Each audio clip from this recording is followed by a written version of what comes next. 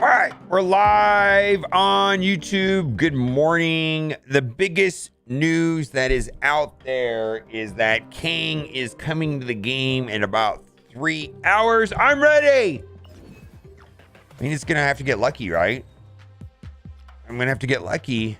3 hours, 2 hours and 57 minutes. I have the collector's tokens. Will he show up in my token shop?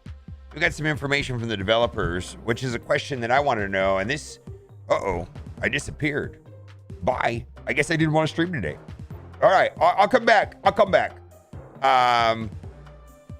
King plus Absorbing Man. How will this combination work? Will the Absorbing Man copy King's ability or the previous card ability, or not copying anything? Thanks. Game won't remember King, so Absorbing Man should copy the previous card if it had a reveal ability. So I was curious about this myself, specifically with Taskmaster. So turn 5, you pay a 30 power Red Skull.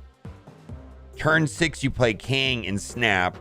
Turn gets reset, and then you play Taskmaster. Does Taskmaster copy King, or does Taskmaster copy my 30 power Red Skull? According to this, it should copy my Red Skull. It should copy my Red Skull, right?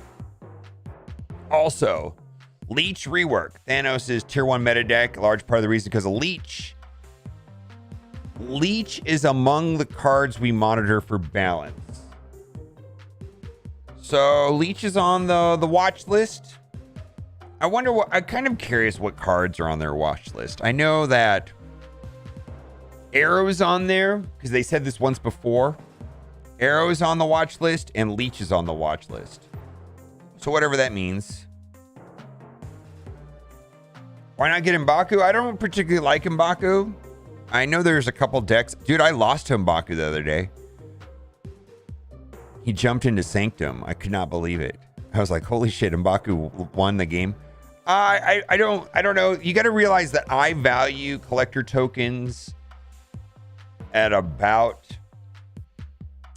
6,000 tokens worth about $200 to me. 3,000 tokens worth about $100 to me. Do I want to buy M'Baku for $100? Nah. I don't know what they're gonna do. I actually, I mean,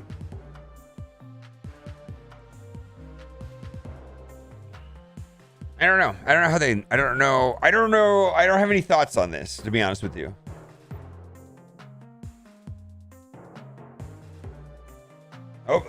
Let's read chat. Good morning. Good morning. Why not get M'Baku?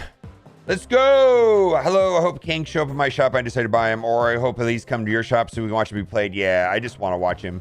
Buy all of them from MSF and send you money. Buy all offer from my cyber. I will send you the money deal. What?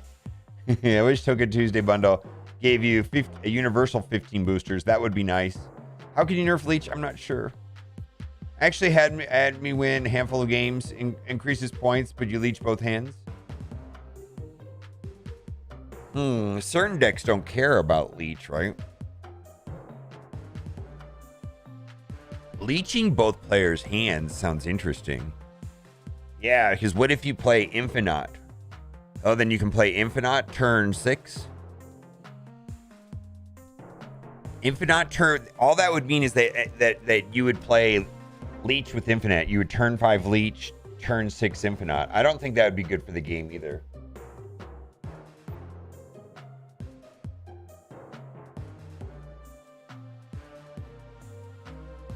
Yeah, I don't know. I have no idea.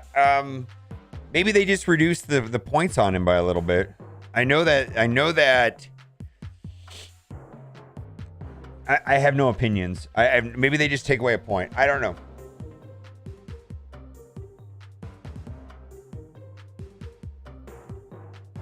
Yeah, that's the thing is that this Shuri, like there's the Shuri deck really does not care about Leech that much.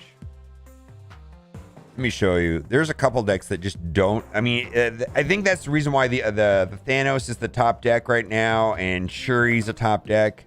This deck largely just doesn't care about Leech. I mean, not always, but they don't auto lose to Leech, right? Certain decks auto lose to Leech, right? Like this deck right here probably wouldn't care that much.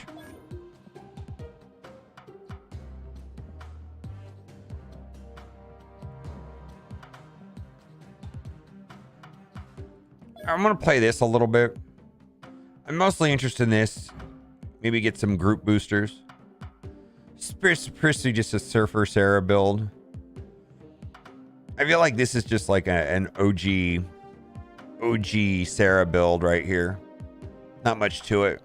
I feel like this deck just auto loses to Leech. We tried this yesterday and we just got destroyed by Leech back to back to back. Purchase Shadow King and he dominates. I want to see if the last time I looked at the stats on Shadow King, they were bad. Are you saying that there's a new deck out now there with Shadow King that works now?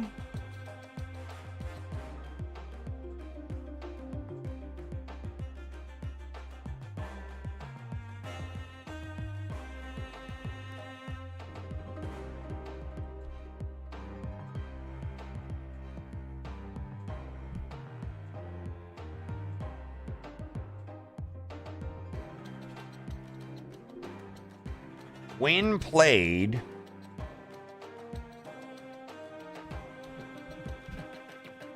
Shadow King is the worst card in the game.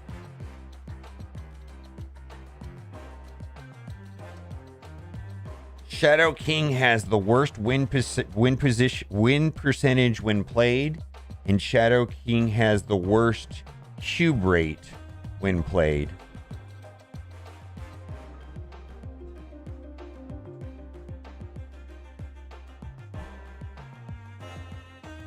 I did purchase the token offer last night.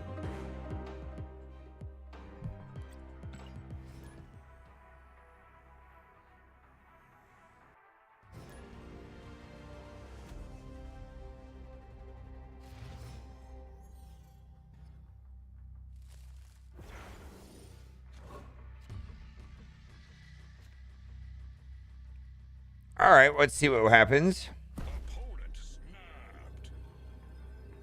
I'll play this out.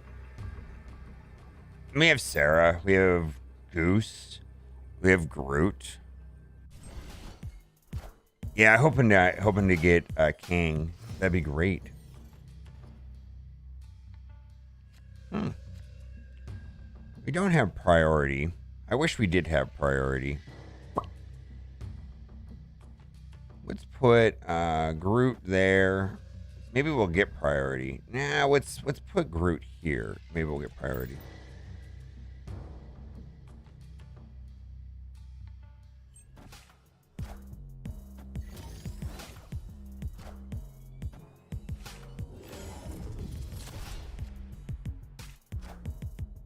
I am Groot. Oh man, we're just all right. Well, Maximus can go down without worry. They have a full hand, right?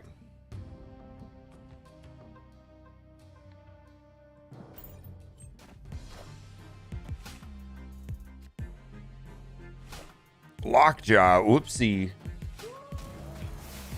Yeah, King. There's. Yeah, I hope I get King. I'd like to get King today. It's possible I could get him in 3 hours. All right, they're going to move Lockjaw over here. So I am going to put Cosmo there. I'm going to put Cosmo in Olympia because they're just going to move the Lockjaw over. I don't have priority, though. Nah.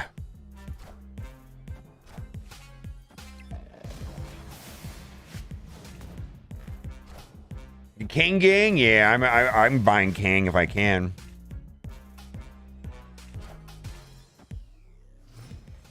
Yeah, this is a retreat. This is like a very high percent chance that I'm retreating.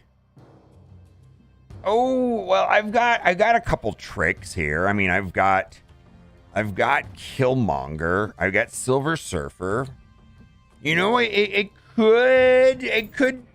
could pull it off. You never know. Leech. Oh my god, this deck just loses to Leech. Auto lose to Leech with this, guys. Oh, Cosmo saved me. Cosmo saved me. All right. All right. Killmonger well, what's Polaris? Killmonger. Surfer. Is there any chance I win this?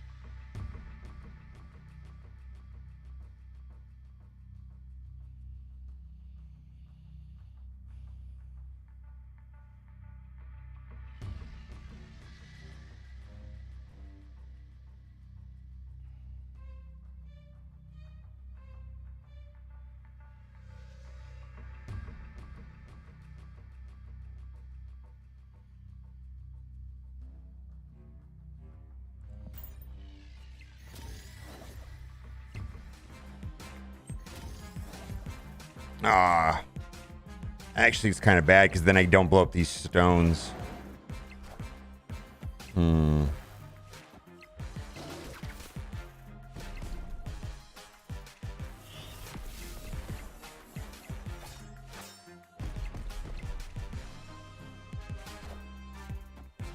Get fucked, nerd.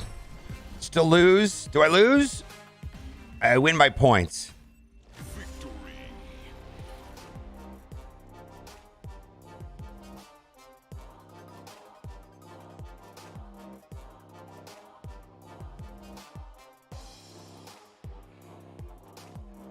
I'm the best! Wow. That actually worked. Holy shit. Yeah, that was... I'd rather be lucky than good, though. Yeah, I'd rather be lucky than good. He moved over armor. So what won the game, though, was Cosmo. Placing Cosmo into Lockjaw, and then the Leech basically did nothing. Because if I would have got Leeched, I would have lost. So Cosmo saved me. And then I just got lucky with him moving the armor and the Power Stone getting blown up. Knocking Thanos down.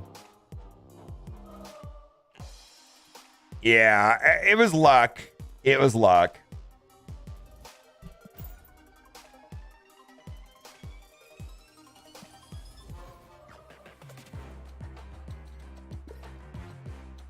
Please leech my red skull. I know, right?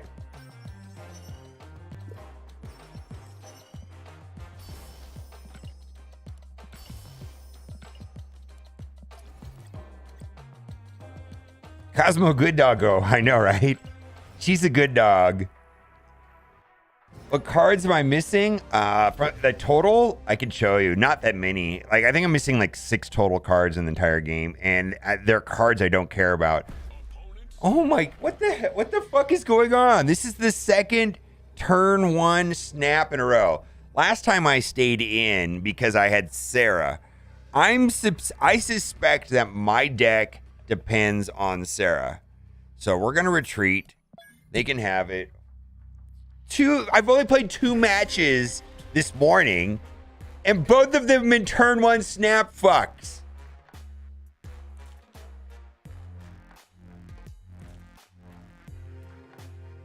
Yeah, I'm not sure. Thank you, Am. That felt like it was a good. I felt comfortable staying in. I didn't feel comfortable snapping, but I felt comfortable staying in. All right, cards I'm missing.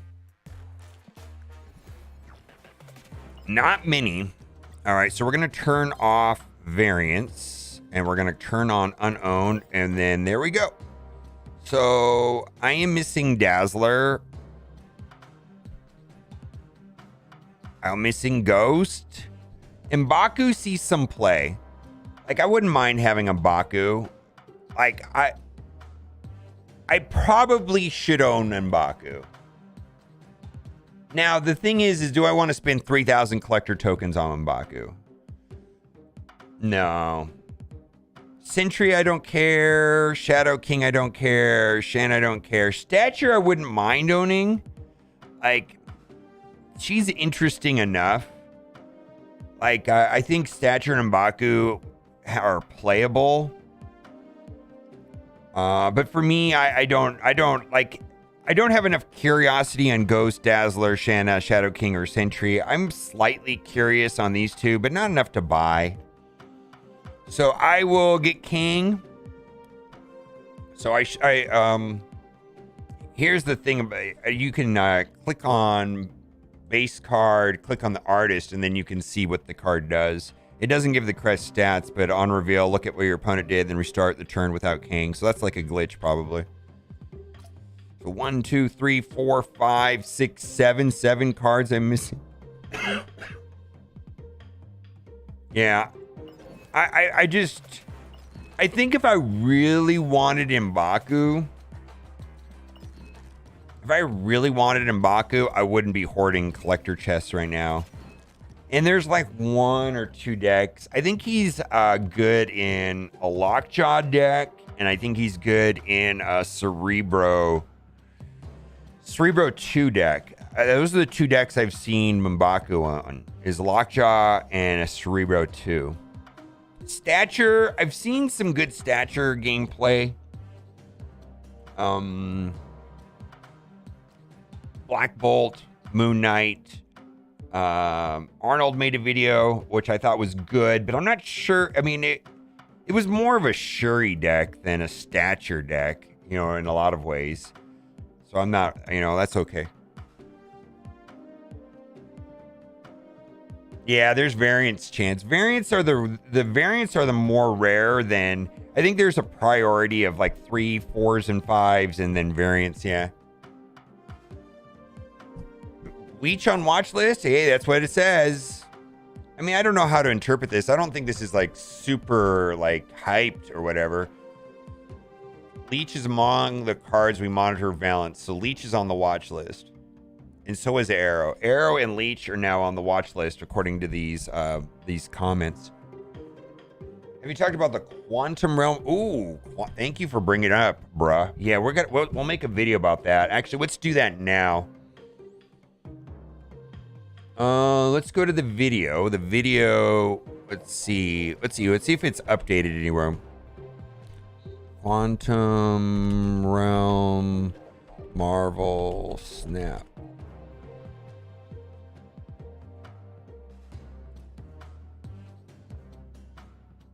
After you play a card here, set its base power to 2. Holy shit. So any ongoing card is going to love this, right?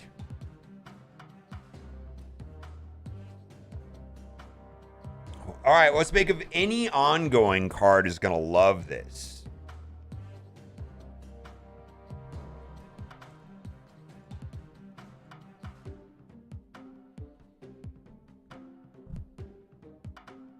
Yeah. Yeah. So ongoing effects are they reapply or they're persistent. So let me give you an example.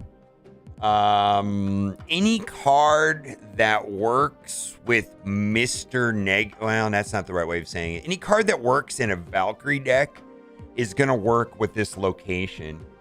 So Ant-Man is probably the best example, right? Of a card that'll work well there. Or Rocket.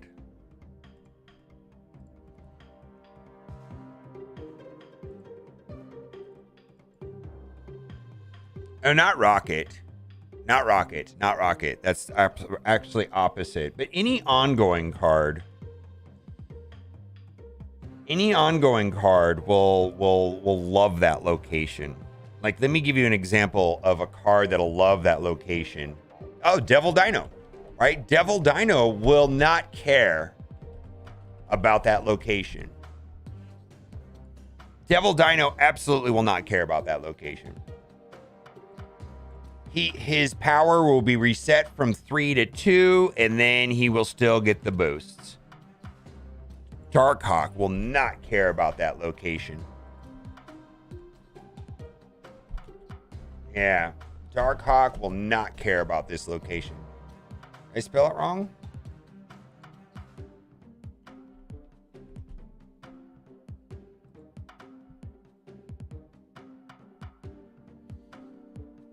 Maybe. Yeah, Ronin is not necessarily viable right now if you run into MODOK decks. How many people are still playing MODOK decks, though? I don't know. All right, let's see. Iron Man, Mystique, Cerebro. Oh, Cerebro 2 decks are going to love this. Oh, this is a Cerebro 2 day. Oh my God. Cerebro 2 day all day long, right?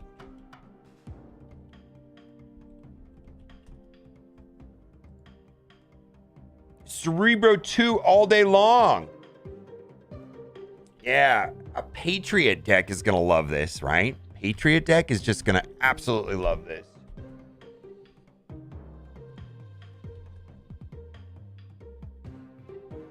SHURI's going to hate this location, right? Or not really care about it. Pretty much any card with ongoing is going to love this location. Yeah.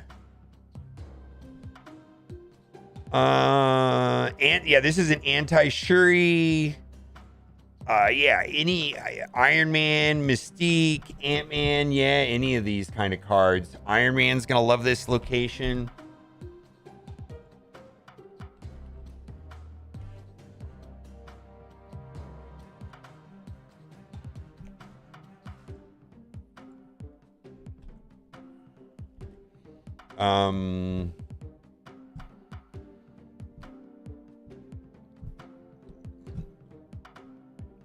Let's see. Does Stature work with Black Bolt? Yes. I'm playing Marvel Snap on my Mac while smoking. It's starting. I have no idea. I have no. Ant-Man, Cerebro, C2 Shine. They can add a Quantum Mania update MFR that represent perfect or using vision by his body level. Yeah. Cerebro 2. Cerebro 2, Iron Man, Mystique, and Baku. Yeah. Anti-SHURI location. Darkhawk, Dino. Adam Warlock. Dino loses 1 power. Darkhawk is good. Oh, yeah. Adam Warlock, right? Yeah, Adam Warlock might be good in that location. Any kind of zoo deck. Any kind of ongoing zoo deck.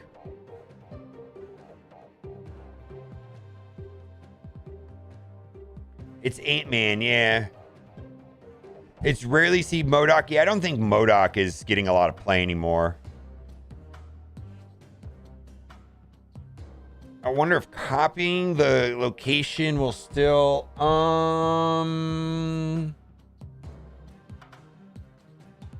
Yeah, so Arnim Zola won't care about this. Homo. So, I do want to talk about that. Arnim Zola will not care about this location. So, like, the SHURI decks... a lot of the SHURI decks have moved away from Arnim Zola. Not all of them, but some of them have. This may be a reason to start playing Arnim Zola again. Right? Because whatever you kick into it will not care. Yeah. Ooh, will Luke Cage care? Luke Cage does not care about Valkyrie, right? Luke Cage does not care about Valkyrie at all. So this is the same type of location, right? Spectrum is on a reveal effect. And it happens after it's played. Sure, why not?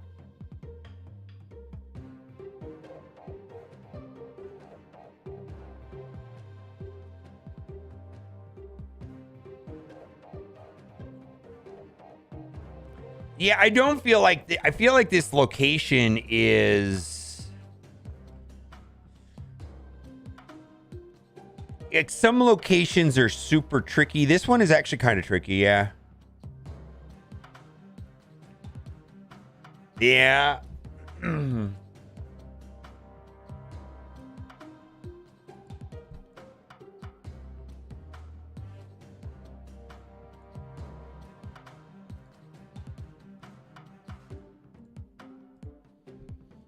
All right. So Valk set does not diminish? What do you mean? There's nothing wrong with Valk. The location works like Valkyrie, basically. It's basically just when you play a card, set its base power to 2. So there are cards in this game that do that, which would be Valkyrie and Bast kind of work like that. I mean, I guess.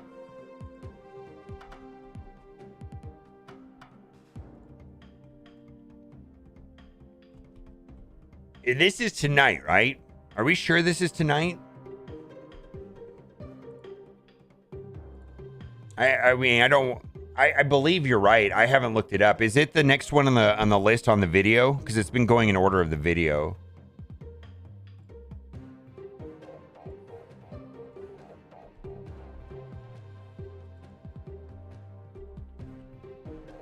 Kane comes out in 2.5 hours.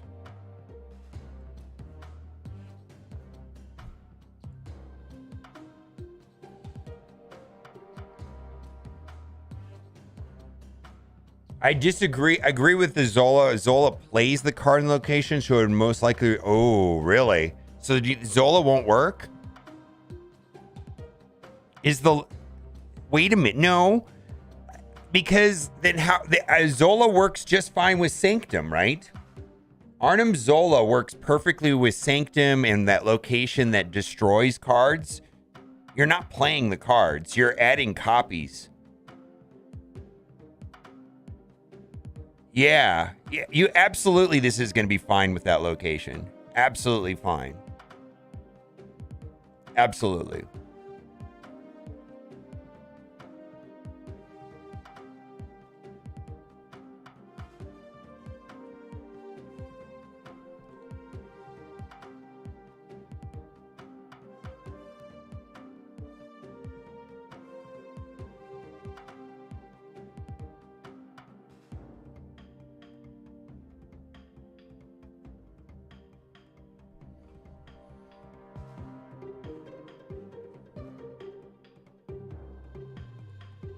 And then, of course, you know, cards that...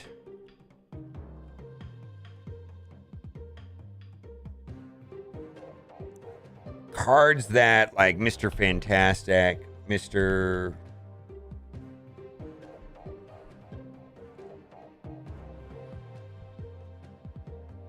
Yeah, I think a C2 deck is going to be... probably one of the first things I want to try out. We'll make a video about this right now. What do we want to do?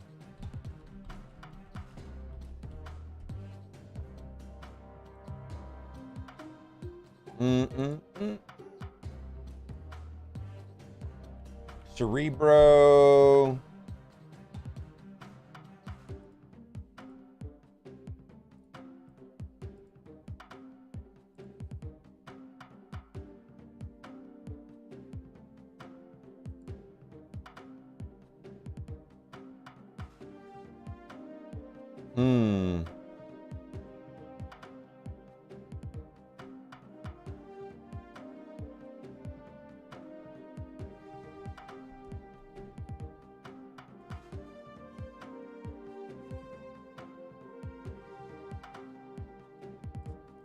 All right, so here's a deck list.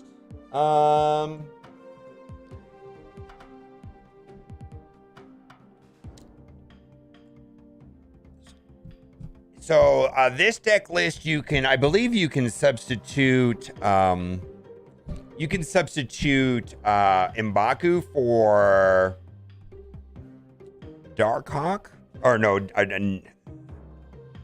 Nightcrawler. Just substitute M'Baku for Nightcrawler if you don't have M'Baku.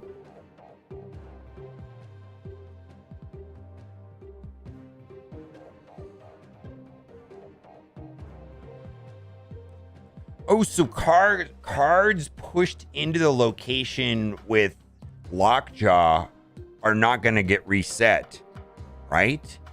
So Lockjaw is going to be an interesting card. Yeah, dude. So Lockjaw is not going to care about this. Lockjaw's not going to care about this location either.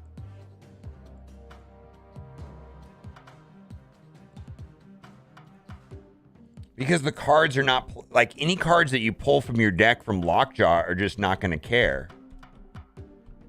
I don't think Thanos' deck is going to care about this. Right?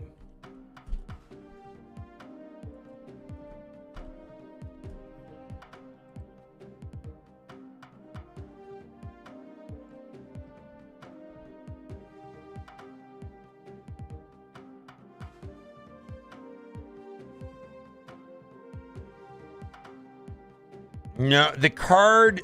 Oh, the card that you play there will care.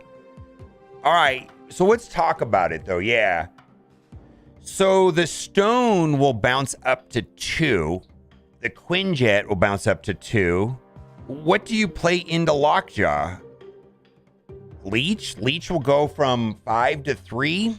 Or from 3 to 2? The cards that you play there will get knocked to 2, but the card that it pulls from the deck will be normal. Yeah, the Wasp. Well, the Wasp will be moved up to 2. Yeah, all those stones will go up to 2. I think Thanos is gonna... Okay, let's look at a Thanos build real quick. I think that... So this is gonna be no problems, right?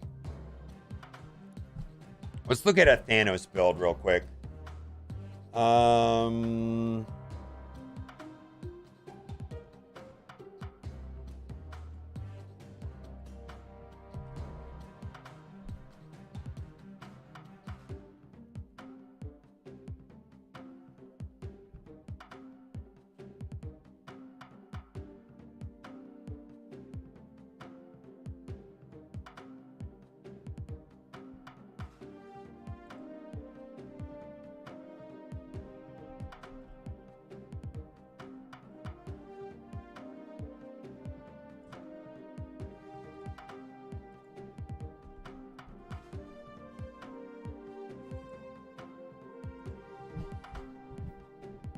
All right, what's wrong? How is this deck right here going to play with that?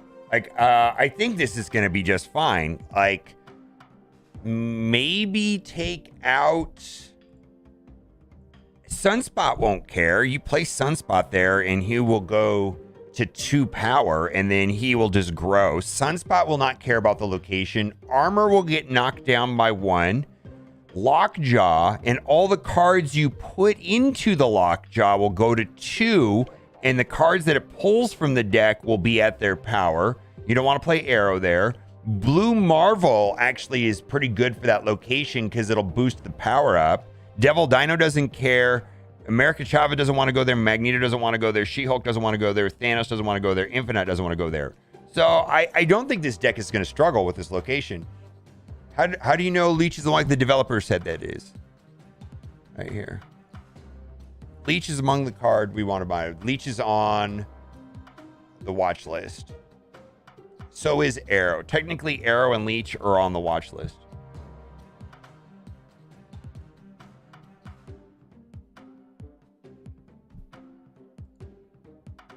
All right, let's find known decks that kick ass that won't care about this location.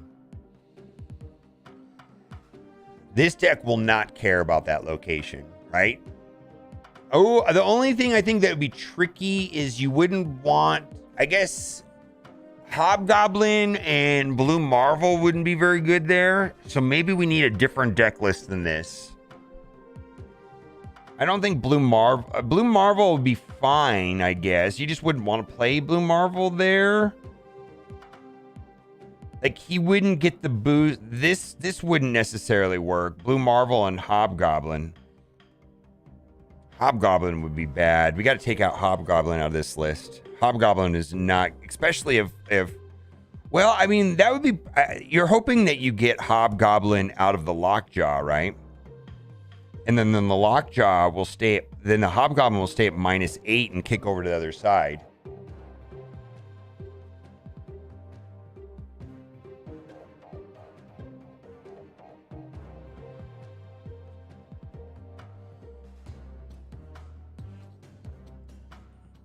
I don't think Thanos is going to care about this. Let's see. Let's see if a Spectrum Destroyer deck.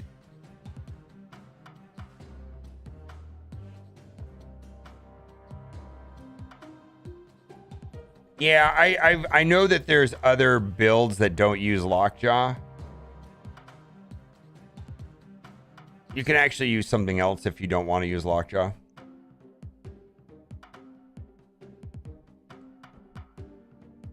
On this deck here. What, like Invisible Woman or anything really, right? Goose or Invisible Woman if you don't want to use Lockjaw. If you took out Lockjaw, then you wouldn't use Hobgoblin.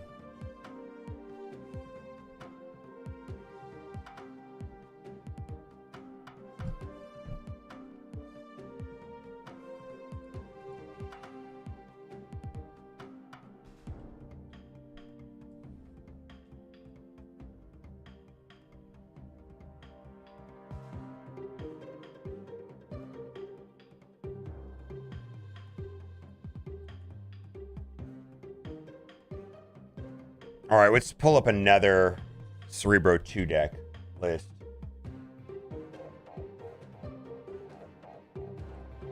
I feel like this is a little bit more generic. It might be better right here. And you're the Cerebro 2 expert, Em.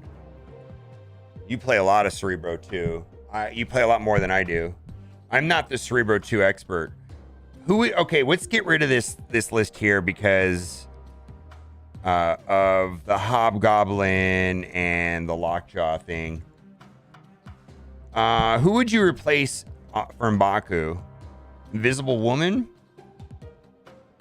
What would be the other one drop that would be just fine? Korg? You could put Korg here if you did want to do M'Baku, right?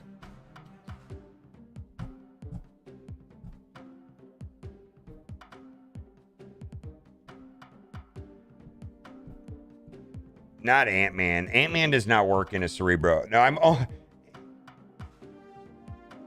yeah, you don't want to pull Mystique or Cerebro. Okay, I agree with you. We're going to get rid of this right here. This is a more traditional C2 build.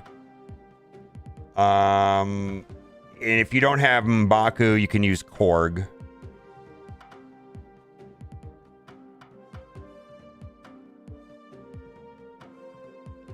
Or if you don't want to use Goose, you can use Invisible Woman, right?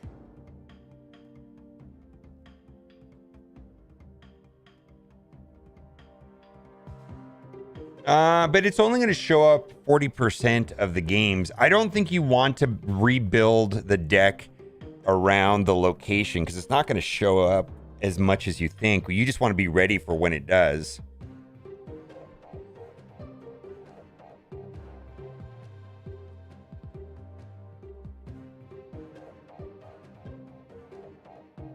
Beware, Shuri detects that Red Skull ongoing.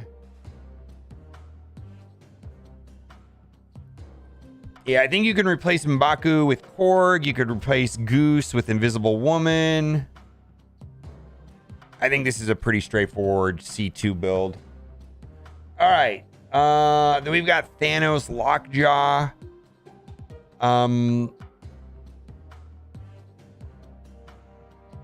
Devil Dino is not going to care about the location. Any of the cards that cycle through Lockjaw are not going to care about the location. So other than that, yeah.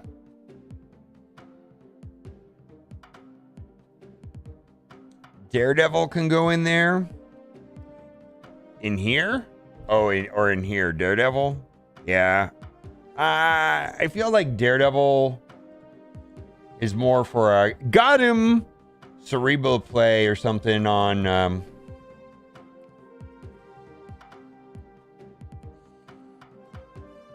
all right, so I think that deck will be fine. I think Cerebro 2 will be fine. Who else? What other deck is not going to care about this location much?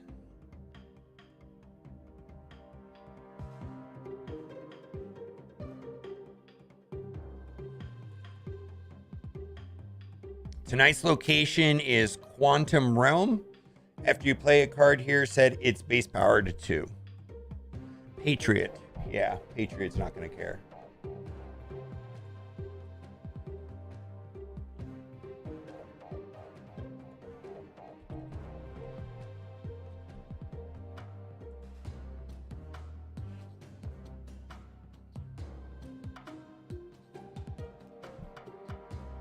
Yeah, Patriot largely is not going to care about this location.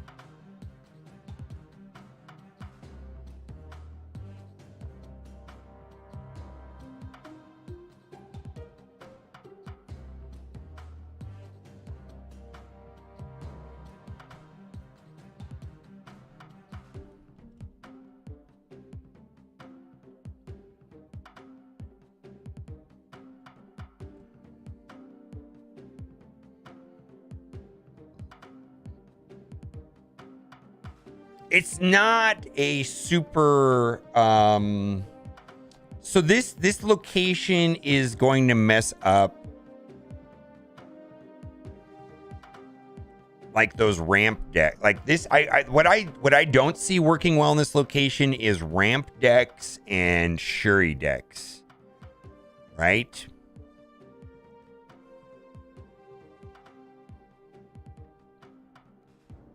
Move decks, maybe. I'm trying to find. So my theory on hot and featured locations is not to go find a shitty deck and try to make it work. No, go and find a tier 2 deck or tier 3 deck or a deck that was tier 1 2 patches ago. Something that's a known archetype that is going to complement the location. Does that make sense? I don't know if move was like super viable ever, to be honest with you. Maybe I'm wrong.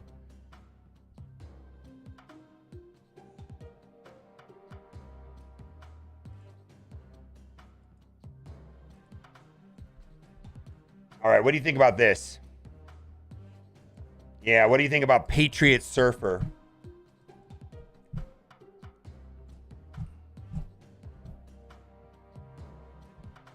Yeah, Patriot Surfer. I don't think this will care about that location.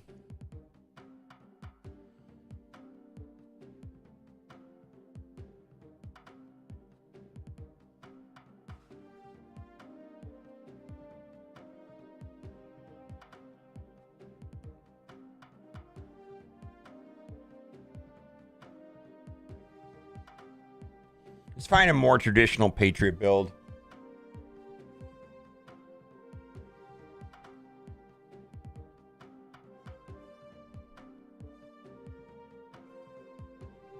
I don't like this one necessarily.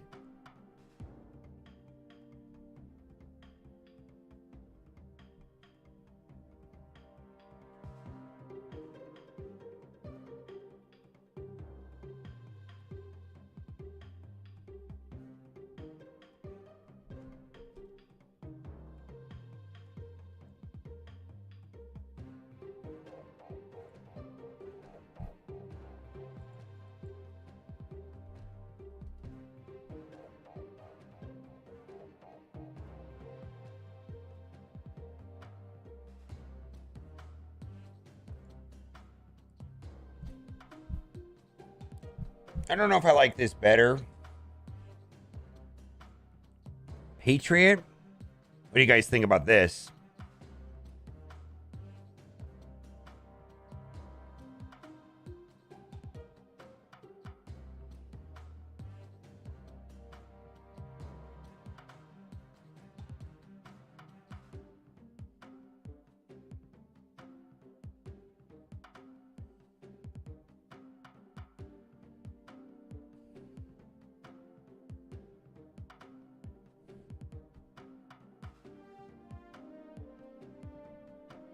Just storm the location? That's always an option. That's always an option. In fact, I'm going to put that in there.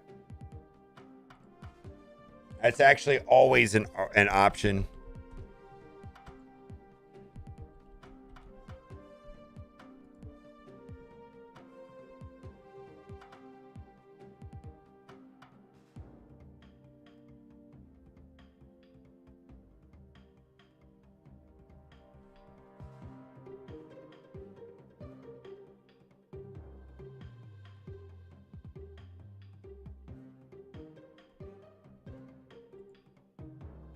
Actually, this is interesting right here. This deck just outright ignores the location, right? What do you think of this? Just like don't even worry about the location and run this instead. What about this? This looks fun. Yeah, Dino is going to be a superstar.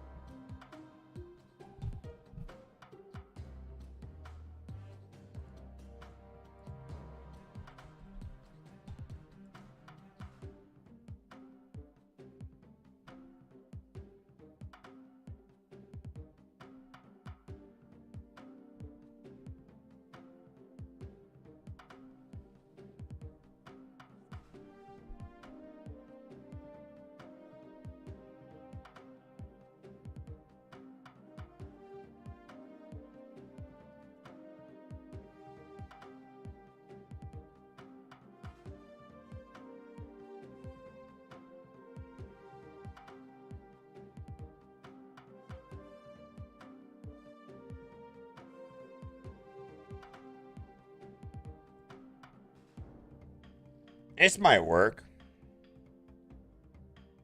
You always get ranked down to 70, yeah.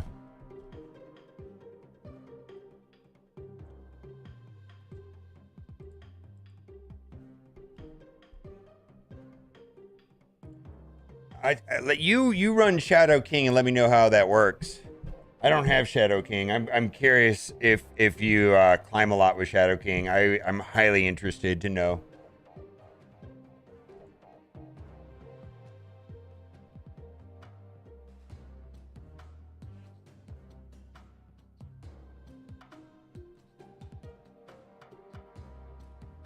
Collection. I don't think it has it. They've pretty much publicly said that it has very little to do with collection level. After it's after 600, I don't think collection level matters. It's more of just MMR.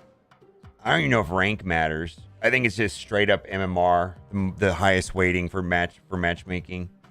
They said it's based off of 3 things, but I suspect it's mostly just MMR.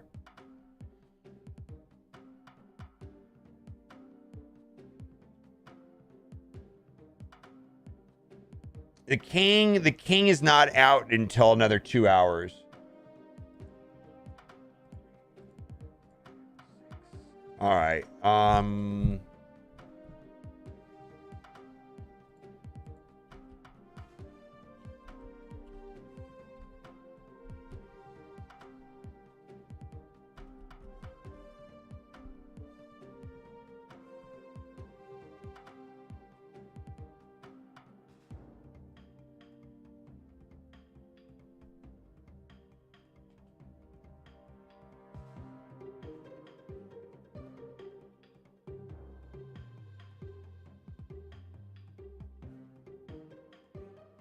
Neiman, that the consensus is that there's people doing that. I don't know what to tell you.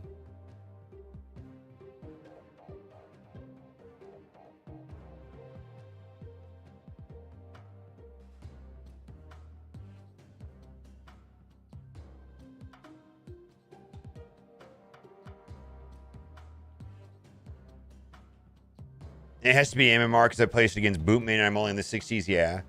I don't know. I if you watch the stream, you know that I play against everybody. I mean, I've never played against Bootman, but I played against every streamer, all of them. I can't think of which one I have not played. I've never played against Educated Collins and Cam Best. My understanding is they're on a different server. They're on a different East Coast server or something. I have no idea, but I'm not on the same server as them. Yeah, I play against Regis and Jeff and TSLG and Molt and a lot of Jeff and a lot of Regis, it seems like.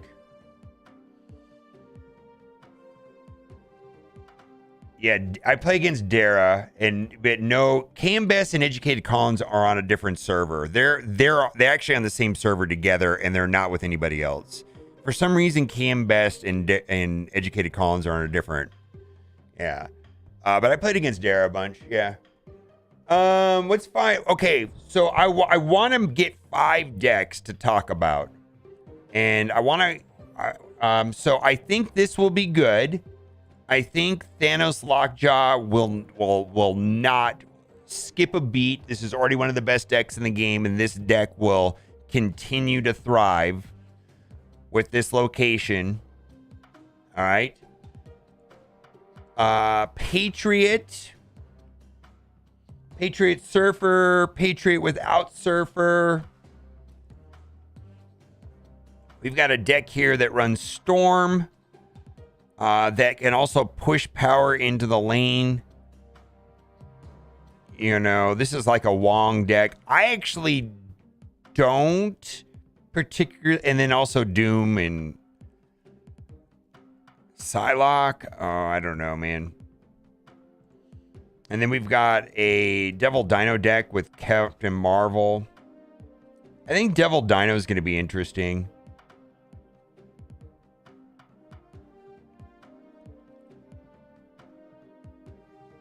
Super Scroll, yeah, I'm trying to find known deck lists that will work when the location is not there. If there was a known deck list with Scoop that worked with, you know, with no locations, then maybe I would consider like Super Scroll. Because the featured locations show up, what, 40% more, as opposed to the hot locations that show up 60% more. So this is, you know, you really want to stick to like known decks that complement the location. I think when on the weekends, when you get a hot location, which appears 60% more, you can be a little bit more specific to the location. Dino Darkhawk. Is there a Dino Darkhawk list? Let's see it here. I think that might be fun.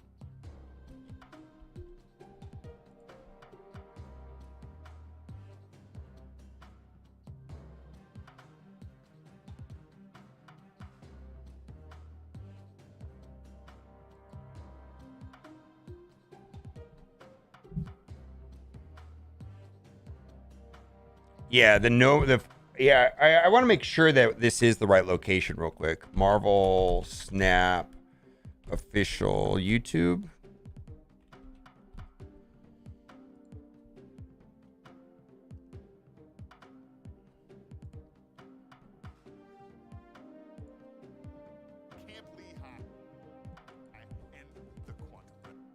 Yeah, this is it.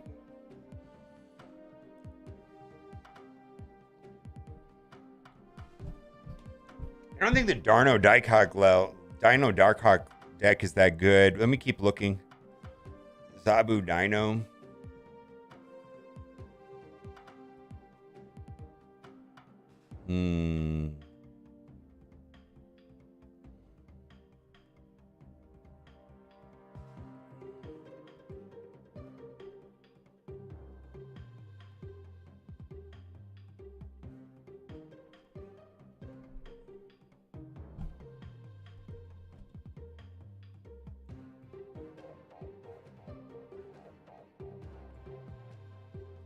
Oh, yeah. You're welcome, Jason. I was just fooling around a little bit. I didn't know you were watching. You're the reason why I did it, though. I actually need to... I tried researching, updating the tier list. I spent some time this morning doing that. And apparently on that website, you have to contact the original owner to update it. And the original creator of it is Japanese and does not speak English.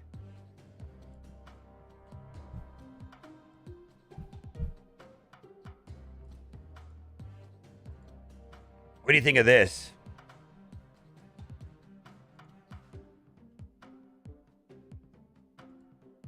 All right, I think Thanos Lockjaw is going to thrive. I think Cerebro is going to be great. Patriot. We got 2 different Patriot builds. The Surfer one, I think, is going to be more interesting. What do you think? Surfer one or the Doom one? They're very similar. I think the Surfer one is going to do better tomorrow than the Doom one. And then it has SERA. I actually have played this deck, and this deck just absolutely hates Leech. Absolutely hates Leech. You missed it live? Yeah. Oh, okay. Yeah, I still do Strike Force every day. I have two different channels. I have two different YouTube channels. This one here, I just do Snap, and then I stream Strike Force on Twitch every afternoon. We got 2 jobs.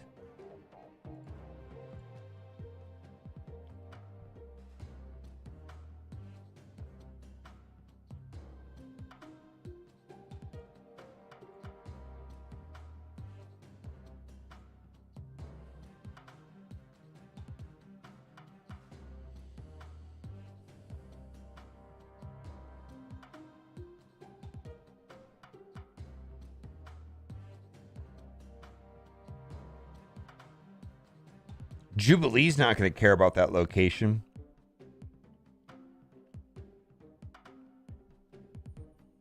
Right?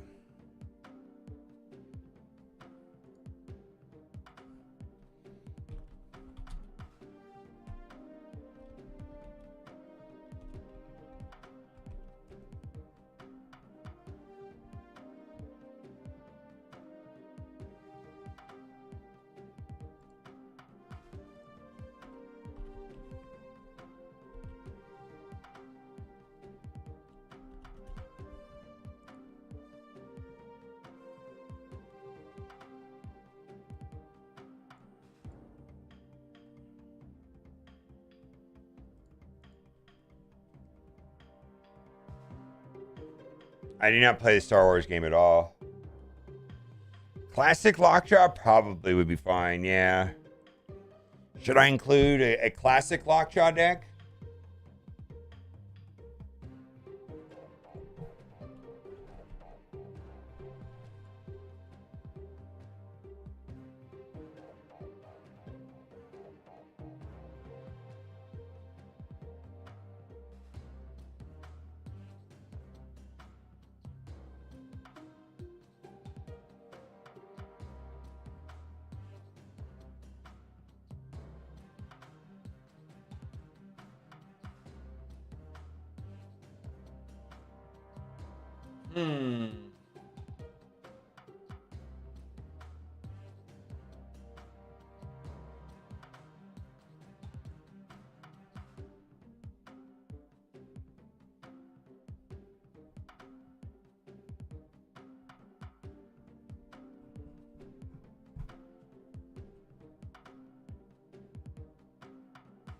Dino Darkhawk? I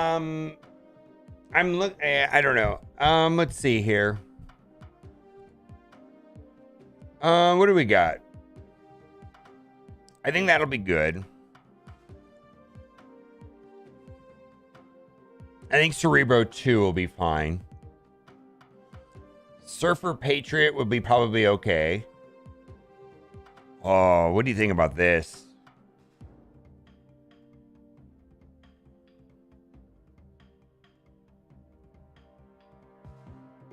This might be interesting because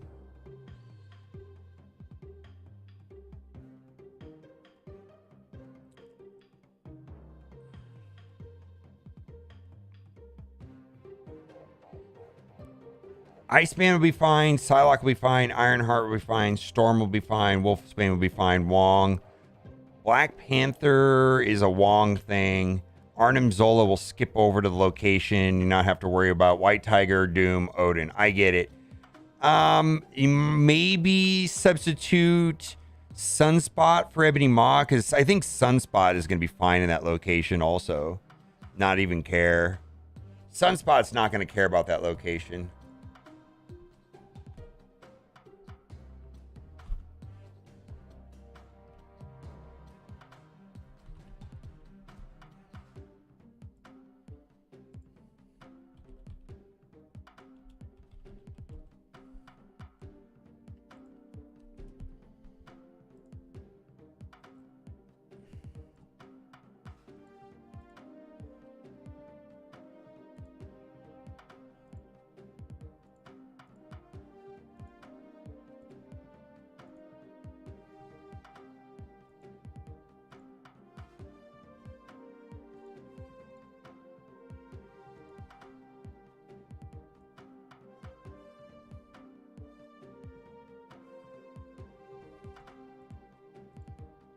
Dude, turn 6 Luke Cage.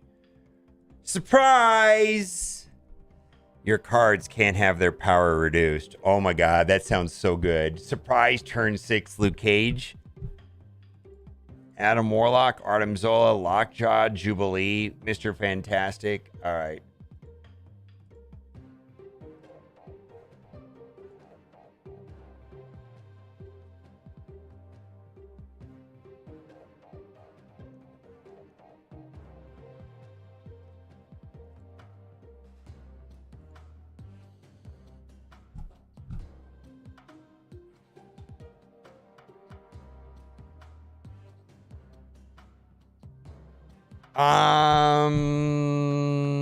Valkyrie. My understanding is that Luke Cage fucks Valkyrie over. Yeah. So Luke Cage, my understanding is that Luke Cage absolutely will work.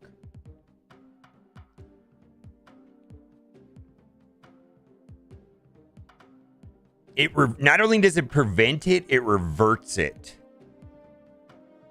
Reverts it back. Like it didn't happen.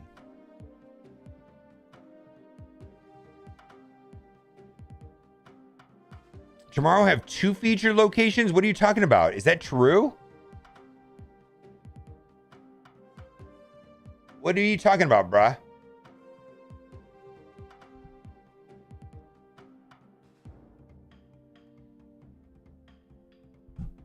There's something I don't know.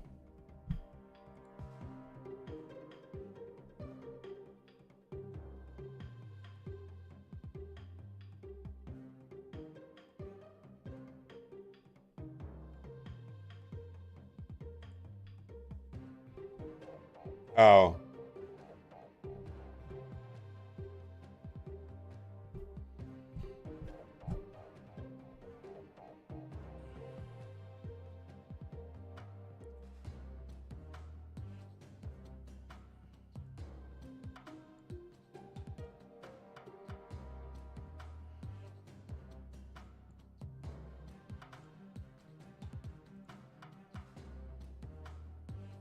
Where did I didn't see Ant-Man. All right, let's do snap.fam.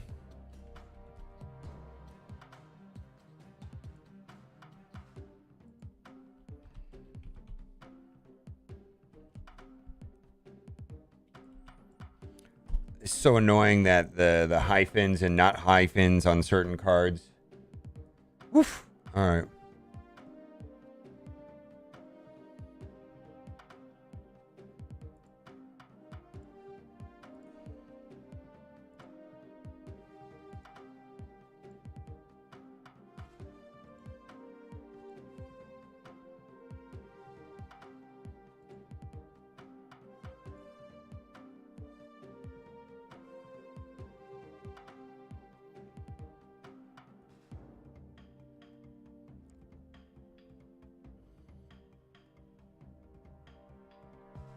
Taskmaster will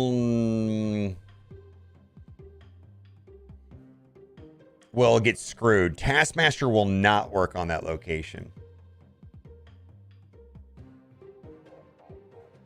Taskmaster, because the location triggers after. Does that make sense? The location triggers after. The location effect triggers after the card effect. Yeah, so it will fuck over Taskmaster. Absolutely. I'm glad you asked. I'm going to put that in the video. Yeah. It actually will ruin Taskmaster.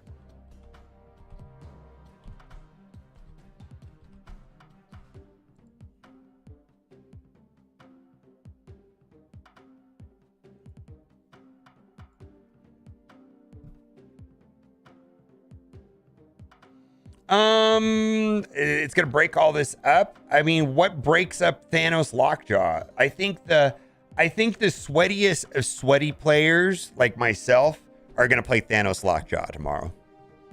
What beats up this, right?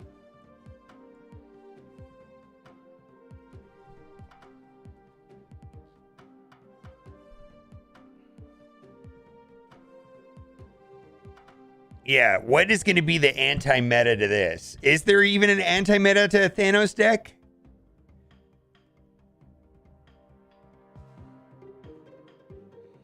That's even an interest. That's even more. Is there even an anti-meta to Thanos? Sandman is going to be horrible tomorrow, right? I don't think Sandman's going to be good in that location. Maybe.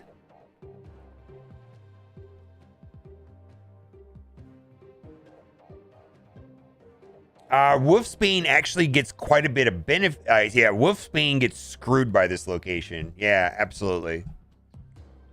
On reveal, in general, on reveal cards are going to be screwed. Like black paint. In general, on reveal cards are going to get screwed by this location. The new location is right here.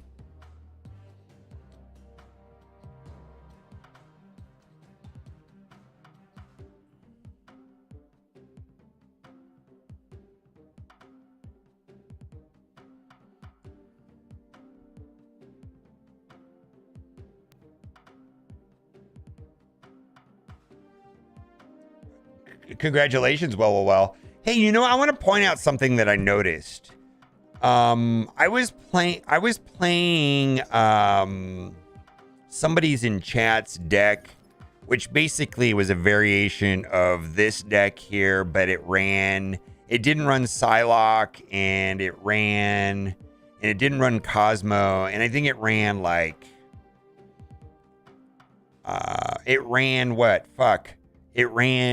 oh, you can't see it.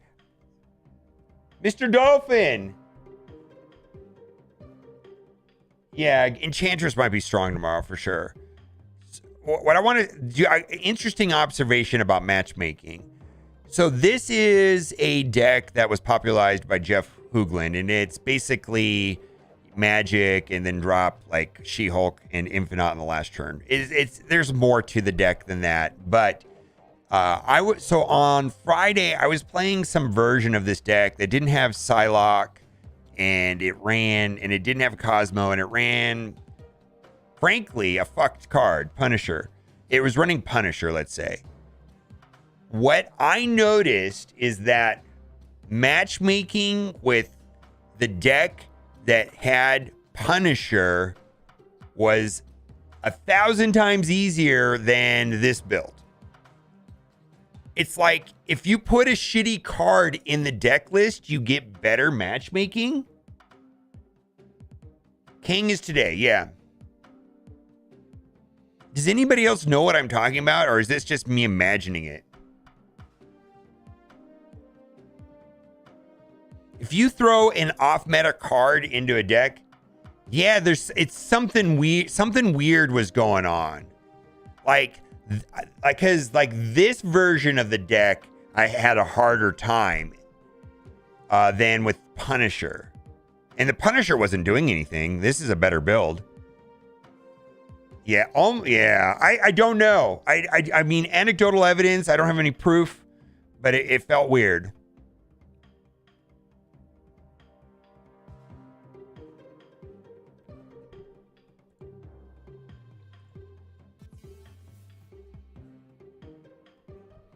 All right, I want to watch that Dara video. Is it on his? Because Dara is a data analyst himself. He was a data analyst for Hearthstone back in the day, and so I want to watch that video.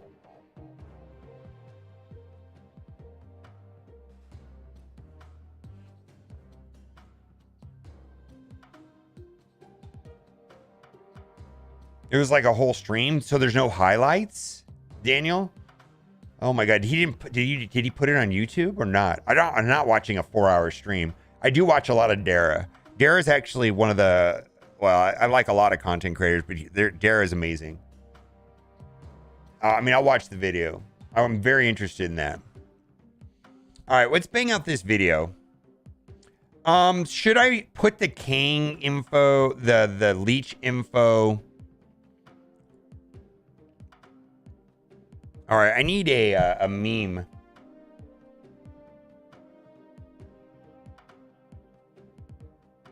I play discard and match with discard. I play destroy and match with destroy. I play cerebral and match with patriot. The cards have a lot to do with matchmaking.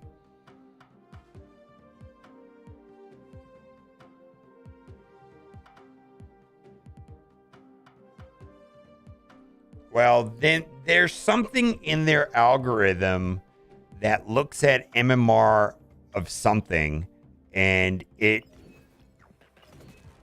I mean, I don't know.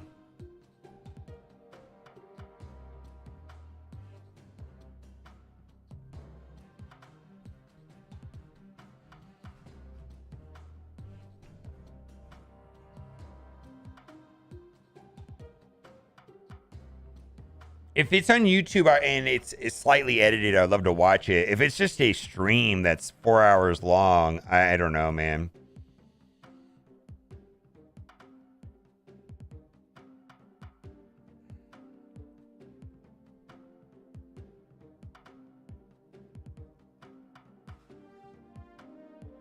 It feels like there's a deck, like a card MMR and a deck MMR, and they match you that way.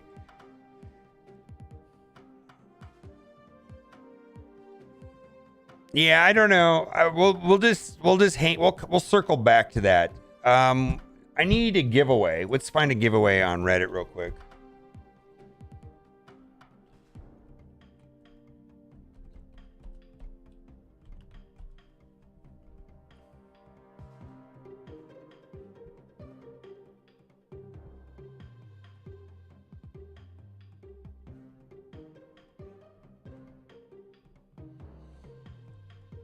Oh yeah, I bought this also.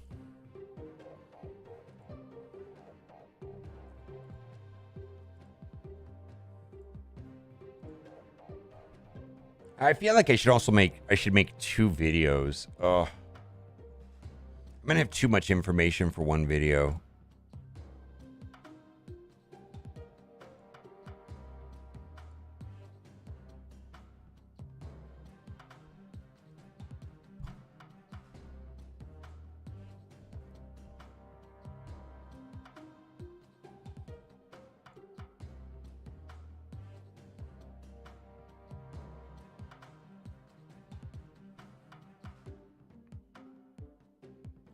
This guy, not me, was charged $6K for null after series dropped to series 4 due not updating the app. They will not give the token back. Suggest he could use the card to win games to get 3 quick. Oh.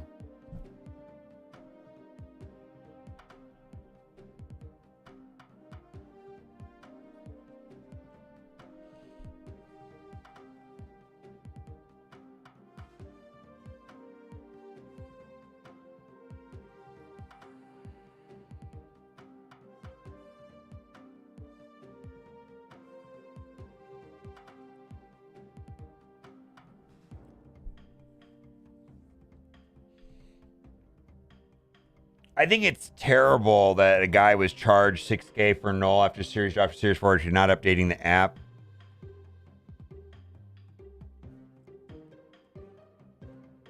I feel like there was posts, official posts everywhere warning people to update the app before purchasing. Like, it was not hidden information. Like, this information was in multiple places. Not that everybody reads everything. I understand that. I don't feel that Second Dinner hid this information at all. Yeah, I feel like this information was, I mean, I don't know what to say.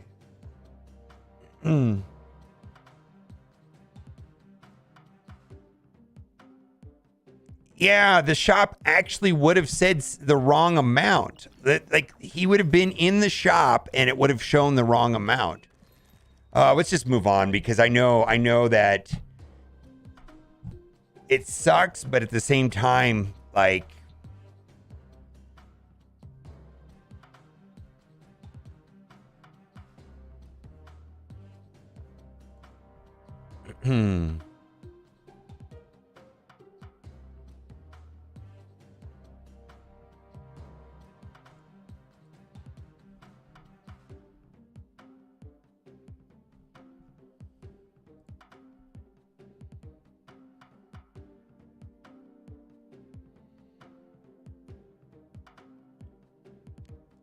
what Landon said, I agree with. I feel they should lock the people out of the game. Yeah, if there's an update available, 1000%. Yeah, I wonder why they don't do that. Locking people out of the game and forcing them to update it before they can play seems to me to be a real solution to this problem. And I believe that this problem, this will not be the only person that has this problem. Like, this problem will happen again and again and again. And I don't think they need. We suggest you could use this card to win more games. We believe you could gain the 3,000. Don't tell that to. This is the same guy that gave the bad answer the other day. This guy gave in my yesterday's video. They got the same. I think it was the same guy that gave the guy a shitty answer, very condescending answer.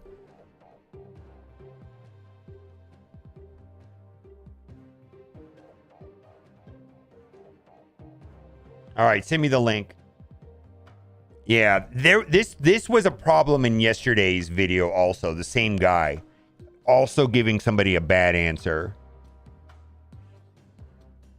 Yeah, this is a bad answer.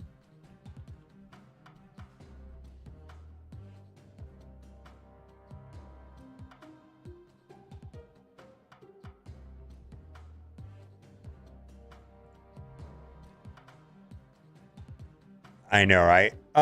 Where's the link?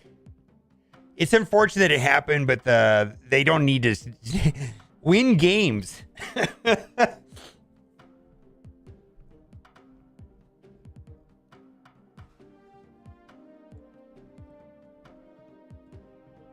Room for M'Baku. M'Baku's number one fan.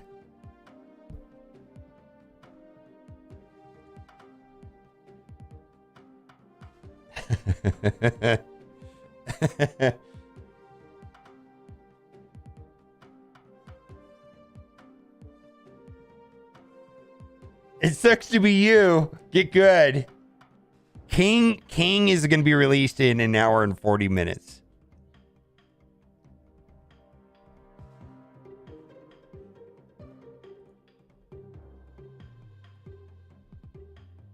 I want to play this video, but I got copyrighted claimed the last time I played this guy's video.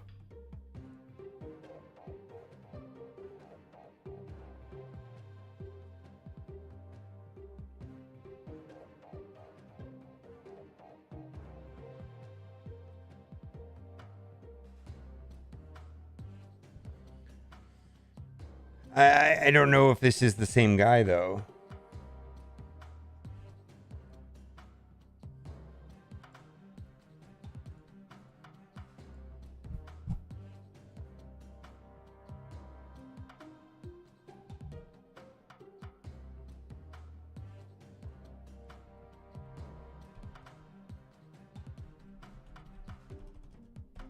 I'm going to send this to somebody real quick.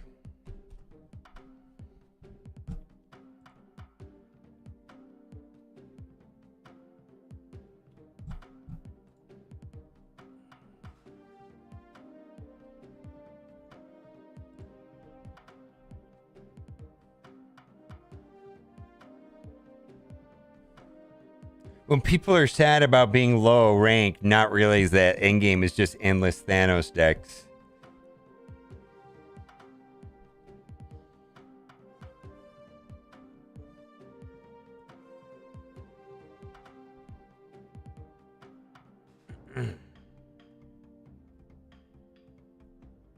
I'm loving it. That's a pretty cool, yeah.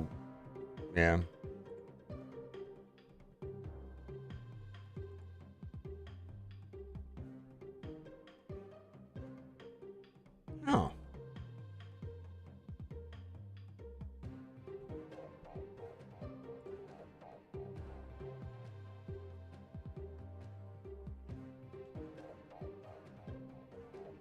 just fist bump them.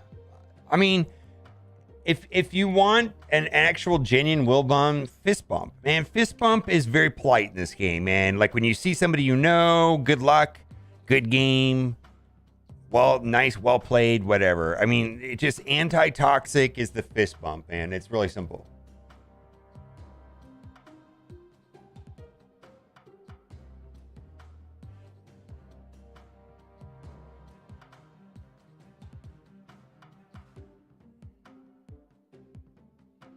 Do I think that all new cards Shadow King should be released into Pool 5, or should Pool 5 be reserved for big bads only?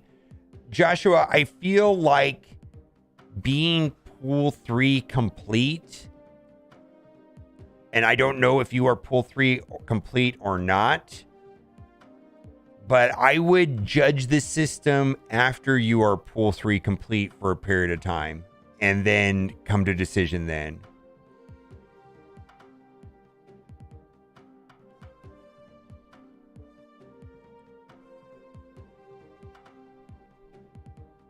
Punished for experimenting.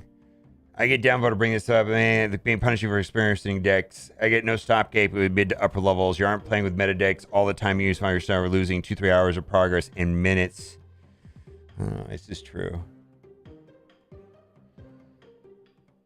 Their target is. Mo, do you have a link to where they said that? I'd love to put that in the video.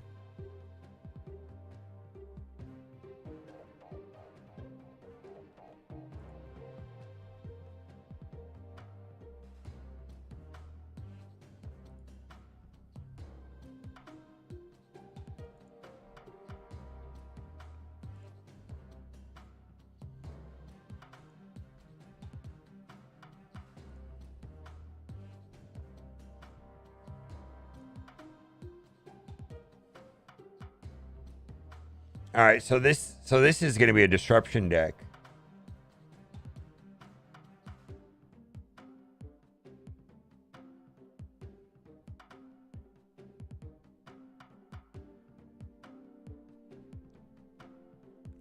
Joshua Branham. All right, this is not going to be a popular opinion.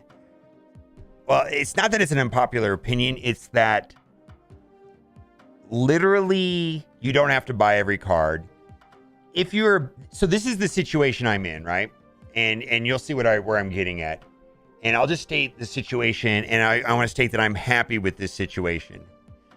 If every card that was introduced into Pool 5 was bad, that would be kind of dumb.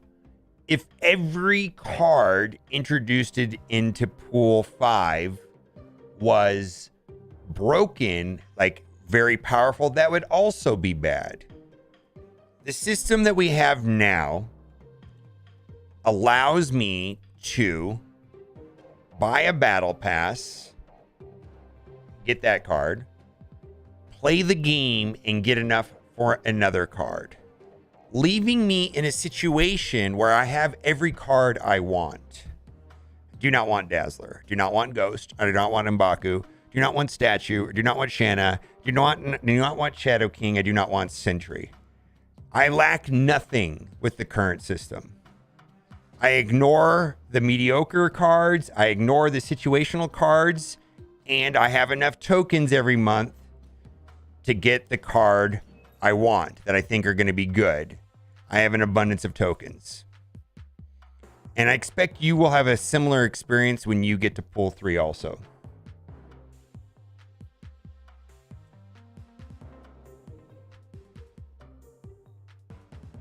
Yeah, buying the so what I'm saying to you is buy the battle pass, get Pool 3 complete, and experience the collector token system yourself.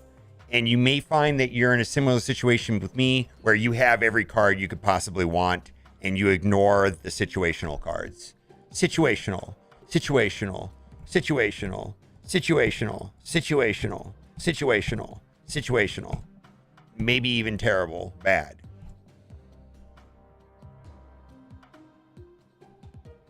Yeah. So I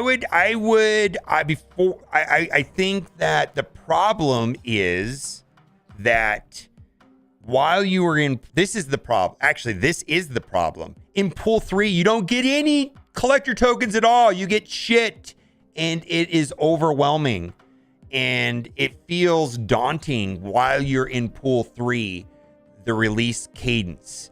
But what I'm trying to tell you is when you are pool 3 complete and you are a battle pass purchaser, the system is actually pretty nice. That's what I'm trying to say.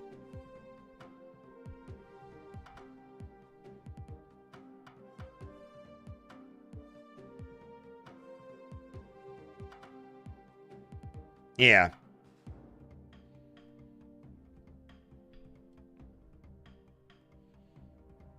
And so like what I'm suggesting is that before like having any thoughts about the system,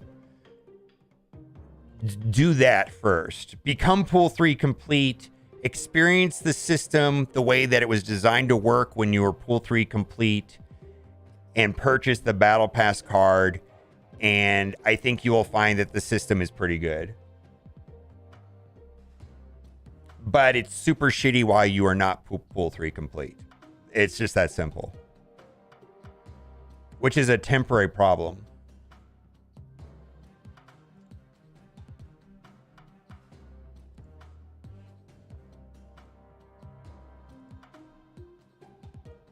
I don't have any memes. I need a meme.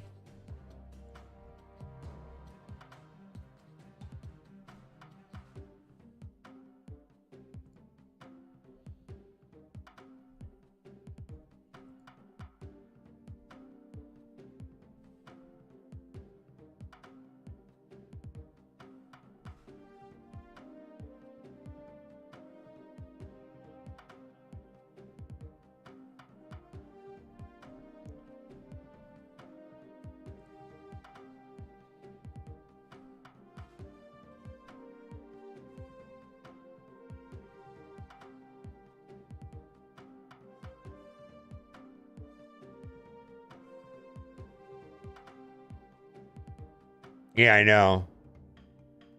Yeah, just I think the system is super awkward until you're pool 3 complete.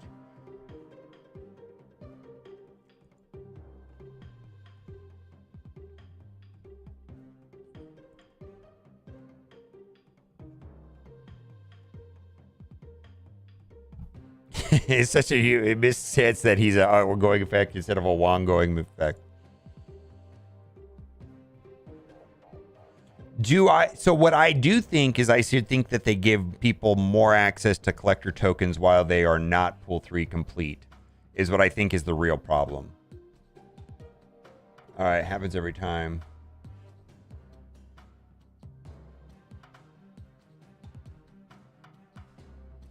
What the hell is this?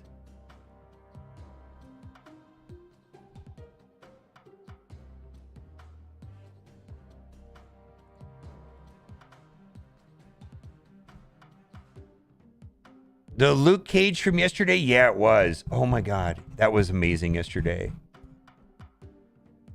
Yes, that was amazing. We got to find that. Search. Luke.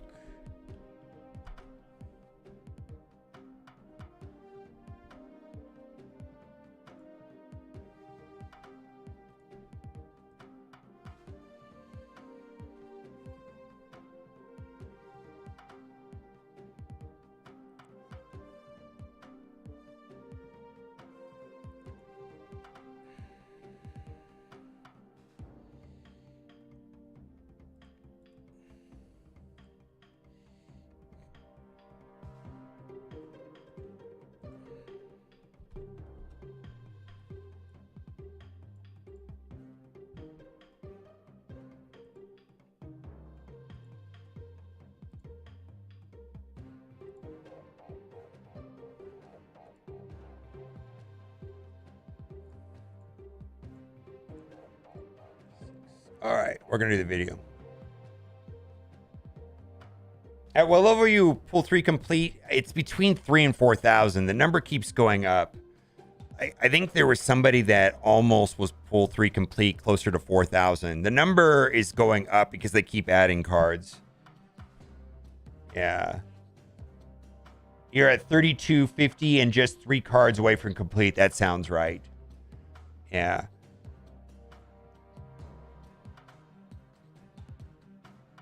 Yeah, I can kind of understand that. So what I'm trying to tell you is the system is kind of actually shitty until you're pull 3 complete. But I'm not trying to like be a second dinner dick rider, but my experience, you know, I started the game way before, you know, in May, right? Is that when you're pull 3 complete and you're a battle pass player, I think this game has the collector token system is pretty good. You just avoid the shitty cards. They're not shitty, they're situational. Now my opinion on this will change if they release back to back good cards. I'm also a hoarder. You can see that I've got 19,000 collector tokens. And so I am patient on what I buy. Like somebody said today, why don't you buy M'Baku? Well, dude, what if they decide from now on out, every new card is going to be like Kang. Well, I'm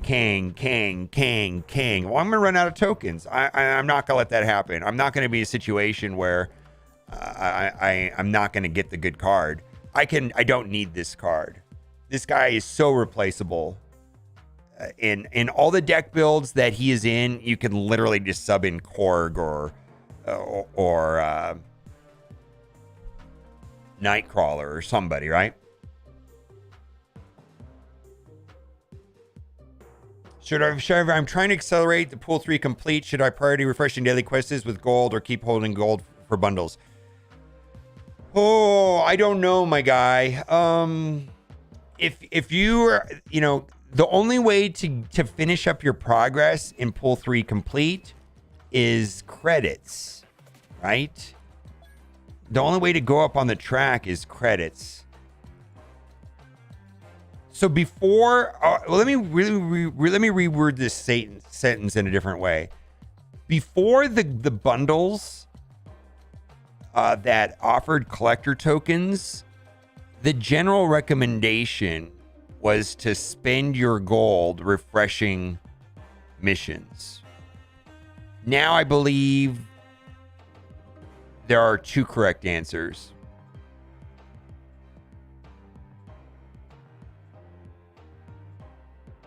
Yes. And also what is preventing me from buying this card is knowing that to me is worth about $100.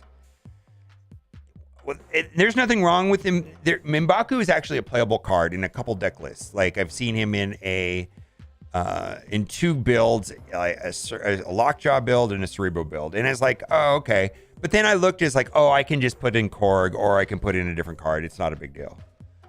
When I get him, I'll unlock him and it'll be fine. I don't need him today. He will drop in a month and then I'll have him then. Not a big deal.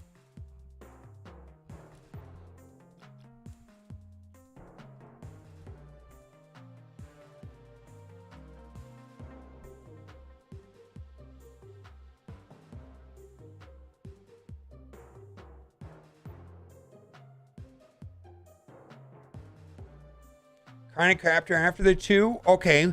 I can only tell you what this month's experience was like. This month, there was a Battle Pass card that I spent $10 on. And there was King, Stature, and somebody else. I can't even remember. Shadow King? So there was 4 cards. I get 1 for free. I get King for free. And I got MODOK for $10. And I ignored the other 2. Okay. If I want to spend $200 to get Stature, I'll do that. If I want to spend $200 to get Shadow King, I'll do that. But no, I'm not going to. If this month is an example of what's going to happen going forward, the system is fine. Ghost. Oh yeah, Ghost. I just did not spend. I didn't. You know. Now, if next month we get a Battle Pass card for $10, and then there are I'm going to be able to get one of the cards for free, right? Then the other two, if the other two are worth this imaginary $200, you know, then I'm going to have a decision to make, right? This month, I didn't have to make a decision. It was super easy. I just ignored Ghost, ignored Stature. I think they're fine. I think they're situational. There might be a deck they get played in. I get that, but not $200 worth.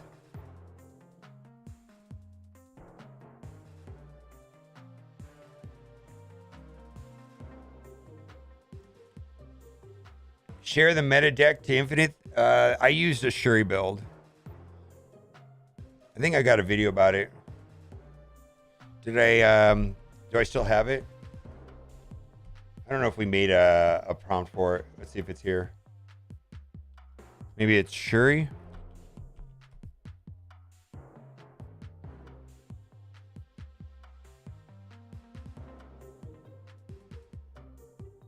Absolutely. I think the battle pass, if you're going to spend $10 on this game, buy the battle pass. It's a no-brainer. Battle pass is exponential better value than any other offer in this game by far. I'll find a video. If you're looking for the video on the deck that got me to infinite, let me get it for you. I've talked about it a bunch. I did it in 3 days.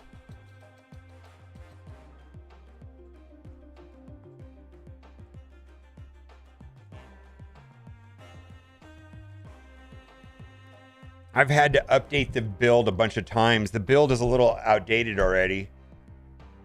Yeah. The build is a little bit updated. I think now I'm running a variation of that with Armor and Cosmo without Sauron. Anyways.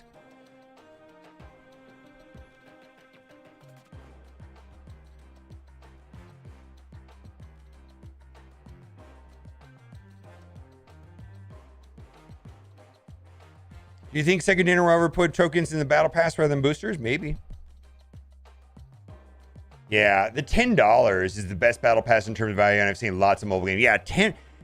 If you're gonna spend $10 on this game, buy the battle pass. It's worth way more than $10 as far as getting a Series 5 card out of the way. They're usually pretty good, but even the rewards inside of it, you know, the extra gold and all that stuff, it's great. It's a good deal.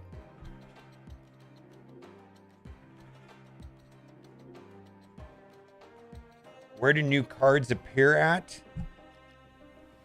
They show, the new cards show up here, and it's randomized. Right here. The token shop. So in 1 hour and 19 minutes, I'm going to have a chance that King will be here for 6,000 tokens.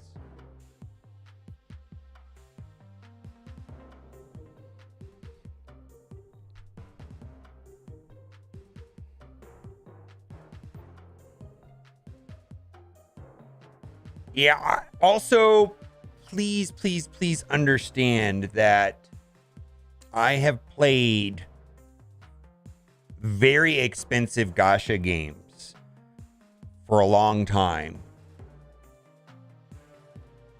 And frankly, I don't mean to be defensive or a proponent of Second Dinner system, because I do think it's flawed. But it is 900 times better than any other game I've ever played. This game is actually fair. There's some problems, sure, but holy shit, this game is so much better than all the other games I've ever played, like by a long shot, as far as monetization. It is just so much, it's refreshing, actually. I think you can legit have an amazing experience for only buying the battle pass for $10. And you're not gonna care. You're gonna have fun. But the pain point is getting Pool 3 complete, which is like a 6-month process. And if you want to rush that process from 6 months to 6 weeks, you know, $1,000 or so. That is the catch. That is the catch. Yeah, it is. I have a skewed perspective. I really do. I know that my perspective on this is fucked. It just is. I've been normalized into big spending on mobile games. It is what it is. Yeah. Yeah.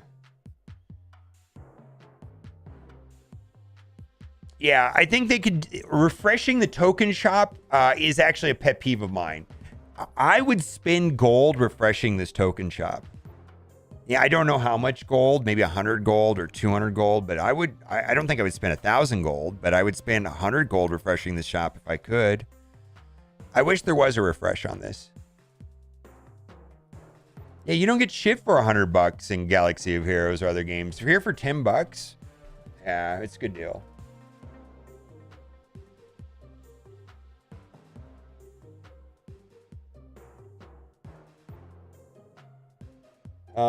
I don't really use Discord. I don't know if I have the Nightbot set up here. I do have a Discord server. Oh, that's not right.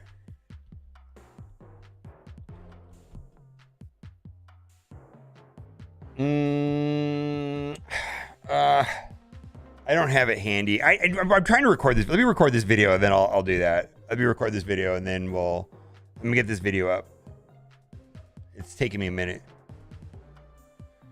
All right, we have a new featured location, which will be running tonight at 7 o'clock Pacific time. That happens every Tuesday, and there's a 40% chance of this location appearing more often for 48 hours, which for a lot of people is a long time. We're going to go over how this location works, and we're also going to talk about the 5 best decks that I'm going to try out to get the most out of this location. Before we get into that, we have some other news that I think is very interesting, and that is about Leech being on the watch list for a possible nerf. The other card that is currently, that we know of, on this list is Arrow. So the question was about the Leech rework, and this was on their Discord, and this is a developer right here. Leech is among the cards we monitor for balance. And the other card that they have mentioned that is on that watch list is Arrow. Also, Kang will be coming to the game in about an hour. Kang plus Absorbing Man. How will this combination work? Will Absorbing Man copy Kang's ability or the previous card's ability or not copy anything? Thanks. The game won't remember Kang, so Absorbing Man should copy the previous card if it had an on-reveal ability. So I was thinking about Taskmaster. You know, on turn 5, you play a monstrous big bad. You know, and then on turn 6, you play Kang. And then on the second turn 6, you play Taskmaster. Does it copy the 30 power Red Skull? And apparently the answer is yes. Also, Token Tuesday is here. There is a offer where 450 gold. I did purchase this. I think if you're looking for collector tokens, the ratio for gold to collector tokens on this particular offer is excellent, and there are going to be 4 offers this month. This is the first of 4 offers that are going to happen every day on Tuesday. Let's talk about the Quantum Realm. After you play a card here, set its base power to 2. Now, there are 2 cards in the game that I wanted to bring out that have similar type effects, and that is Bast. On reveal, set the power of all cards in your hand to 3, and then also there is Valkyrie. Set all cards at this location to 3 power. So the one thing that's worth noting about this effect of set all cards to this location to a certain power, this happens when the card is played there. So we're going to talk about situations where cards are not played at a location. They're going to bypass this. And the other thing is that ongoing effects typically bypass this, and there's a lot of cards that use ongoing, specifically with the Valkyrie style decks and things like that, that take advantage of this particular mechanic. And I just, on a side note, Luke Cage is an interesting card. Basically, this will revert this entire location. There's a very interesting interaction with Valkyrie, where if your opponent plays Valkyrie on turn 5 and then you play Luke Cage on turn 6, it actually reverts those effects. It isn't a super obvious effect just by reading the card, but that could be a very interesting surprise mechanic for this location, where on turn 6 you just drop Luke Cage and basically negates the effects that have already happened in the game. But before we get into that, I want to say that on reveal effects are not going to work well with this location. When the card is played into the location, the on reveal effect resolves first, because it takes priority over the location effect. So if you drop Taskmaster in this location and it's copying a 1,000,000 power Red Skull, it would go to the 1,000,000 power Red Skull, and then the location effect would go into play and he would be reverted to 2. So on reveal effects are not going to really work well with this particular location, but what will work well is ongoing effects. And so we're going to talk about some of the classic examples of ongoing effects that might work well with this location. Ongoing, if you have 3 other cards here, plus 3 power. So when Ant-Man is placed into this location, he will become a 2 power card. And then if there are 3 other cards there, he still will get the 3 power. So he'll be a total of 5 power. Cerebro is going to be amazing.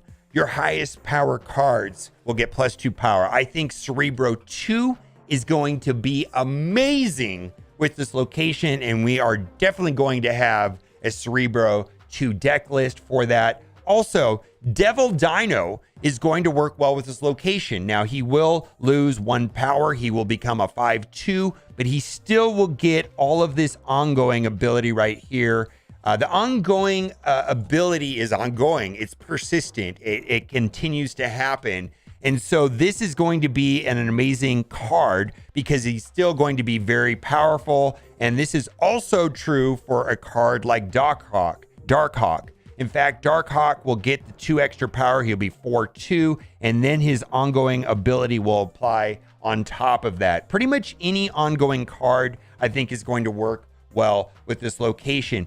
Patriot decks, we're going to have a Patriot deck. I think Patriot's going to be an amazing. Your cards with no abilities will have plus 2 power. Also, he will become a 3/2, and so he will get an extra stat boost. Iron Man, ongoing ability, is going to be absolutely amazing with this location. A card that is also going to work well is going to be Sunspot.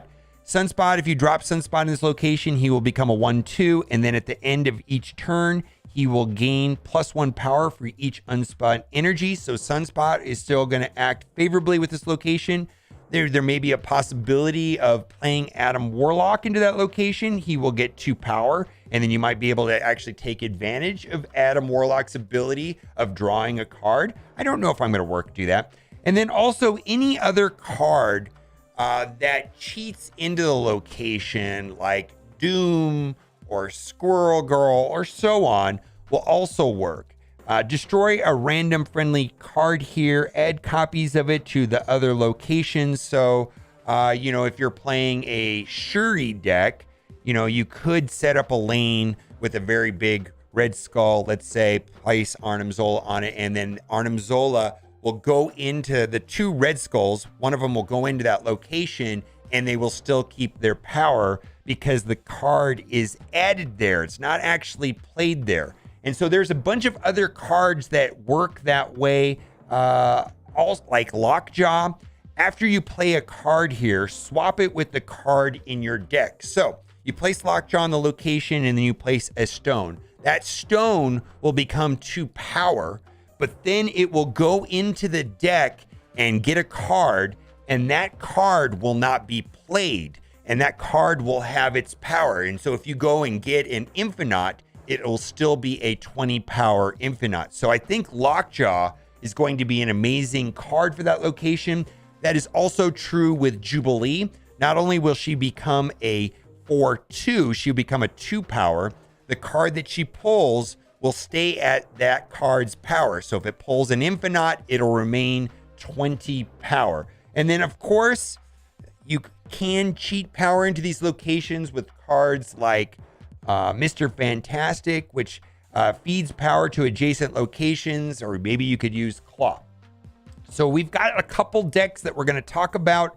The first deck we're going to talk about is probably one of the best decks in the game. I feel like the 2 best decks in the game right now are SHURI Zero and Thanos Lockjaw. I'm going to refrain from playing SHURI Zero while this is a featured location. I think the super sweaty players are going to use a build similar to this. There's a lot of versions of this build, but this is a Thanos Lockjaw build, and I think it's going to have a favorable outcome with that location. And the idea of the way that I look at featured and hot locations is I try to find decks that will work when the location doesn't show up. So they're just good decks anyways, or they're tier 2 decks or decks that used to be good last season. They complement the location and they work well when the location is there. But if the location doesn't show up, they still win. And this is one of the best decks in the game. And I think there are a lot of things in this deck that work well with it. Lockjaw, of course, and the stones I think is going to be amazing. Devil Dino does not care about the location. Now, there are some pitfalls. I don't think you don't want to place America Chavez in that location, or Magneto, or She-Hulk, or Thanos, or Infinite, but you can play the rest of the deck there with confidence that it's going to have a favorable outcome. Cerebro 2 is going to be amazing. I'm definitely going to try this out for sure. Cerebro 2 has all kinds of problems with locations, and that is why Storm is in this list. And this is a tricky deck to play overall, but it has some amazing solutions to this location, being Mr. Fantastic and Storm and Cerebro. And Cerebro and Mystique typically not at 2 power, and by placing Cerebro and Mystique into that location, then they can get the benefit of their boosts. If you don't have M'Baku, you could use a card like Korg. You could use Korg instead of M'Baku. If you don't want to use Goose, you could use a card like Invisible Woman. Another deck that I want to give a try is going to be a Patriot build. Most of these cards here don't care if their power is reset to 2, and that is fine. I think this will have its play. I'm definitely going to try this deck out as well. This is one that uses Silver Surfer. And then this is going to be interesting. This is kind of like I don't like this location. I don't want to do this location. It has Storm. So if you just don't want to use the location, then you use Storm. And the main purpose of this deck is to cheat power into that other location. And that's why they also run Ebony Maw. I think you could replace Ebony Maw with Sunspot if you wanted to, but the idea is that you place Ebony Maw and then you cheat power into that location by placing Wong, White Tiger, or using Doom, and then redoing the Doom with Odin, maybe like playing Psylocke on turn 4, placing Doom on turn 5, and then placing Odin on top of Doom, pushing power into that other location, because the cards that fly into this location will not be reset if they're not played there. So that is going to be very good for cards that cheat into the location like White Tiger and Dr. Doom. Next card list that I'm going to give a try is going to be basically a Devil Dino list. There's a lot of cards on this list that are favorable to that location where they just don't care, whether that is Sunspot. Jubilee doesn't care. She's going to be able to yank Infinite out of the deck. Captain Marvel, you can place into another location, and then she could potentially fly into that location. And then Devil Dino is just going to be an amazing card because of the ongoing ability, is going to not worry about being reset to 2. And then lastly, we've got another deck that also takes advantage of the ongoing ability of not only Devil Dino, but Darkhawk. I think Darkhawk or Devil Dino will be amazing in that location. Darkhawk, actually, his power will go up from 0 to 2. And I think that will be amazing because then his ongoing ability will kick in. Of course, if a certain deck in this particular location because dominant, they're going to be counter decks.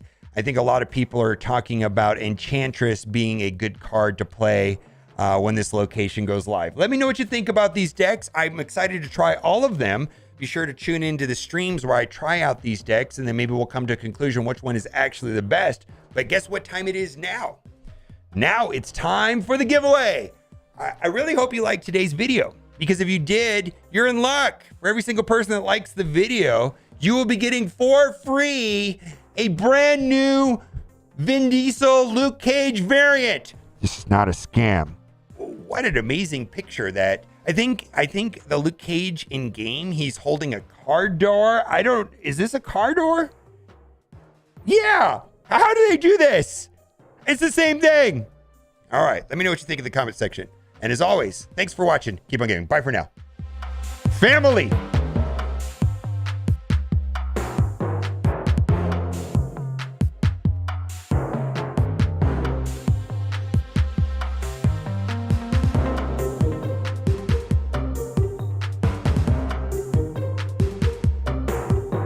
Ooh, I think I just saw that now. I think Dracula would be amazing in that location. He will get set to 2, and then at the end of the game, he will go to the value of the card, like the Infinite for 20 power. I think Dracula would be good in that location. Yeah, I think Dracula. I wish I would have brought up Dracula in the video. I just forgot about it.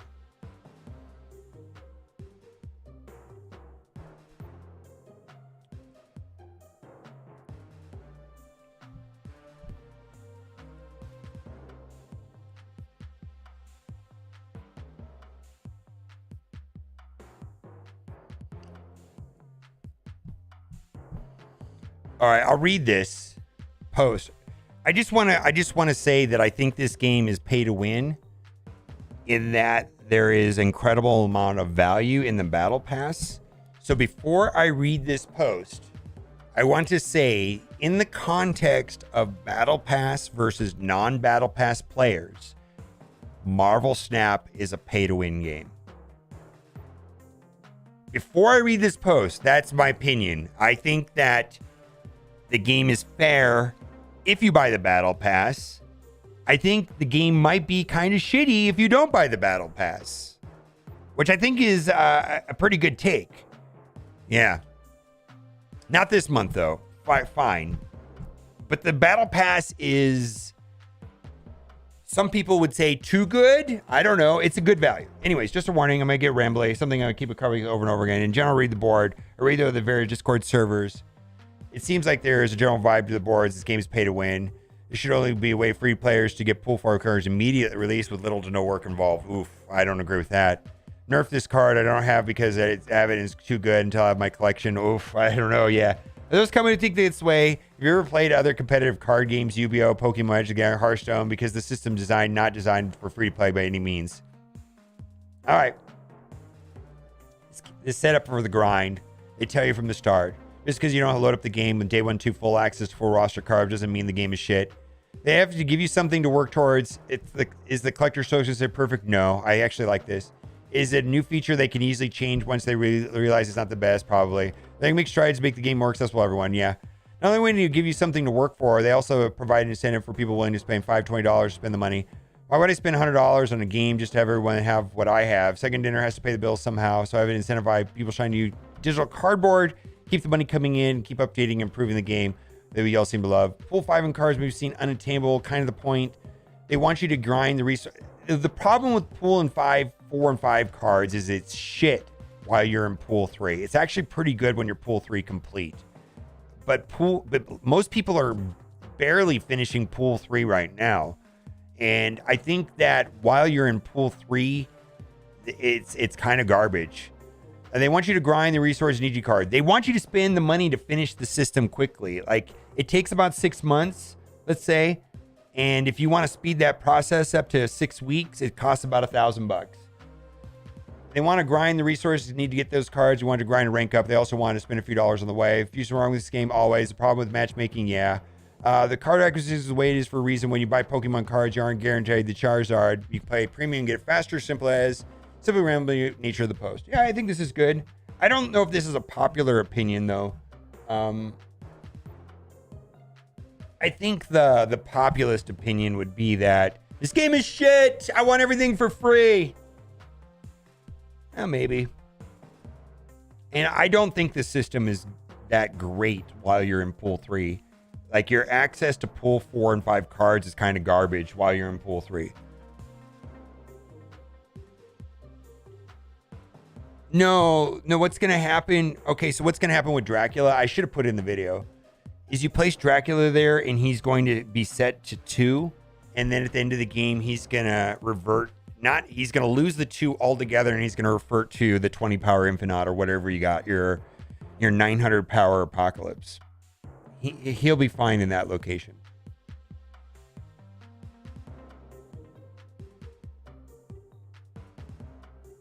Yeah, the game is not pay to win, but it's pay to progress for sure. While you're in pool 3, you're kind of in this holding pattern trying to get all the pool 3 cards with little to no access to pool 4 and 5. And the option is suck it up or spend money. Now, the counter, is spend money. They want you to spend money. Yeah, the game absolutely is pay to win. Like I'm not even trying to hide it. It's specifically the battle pass.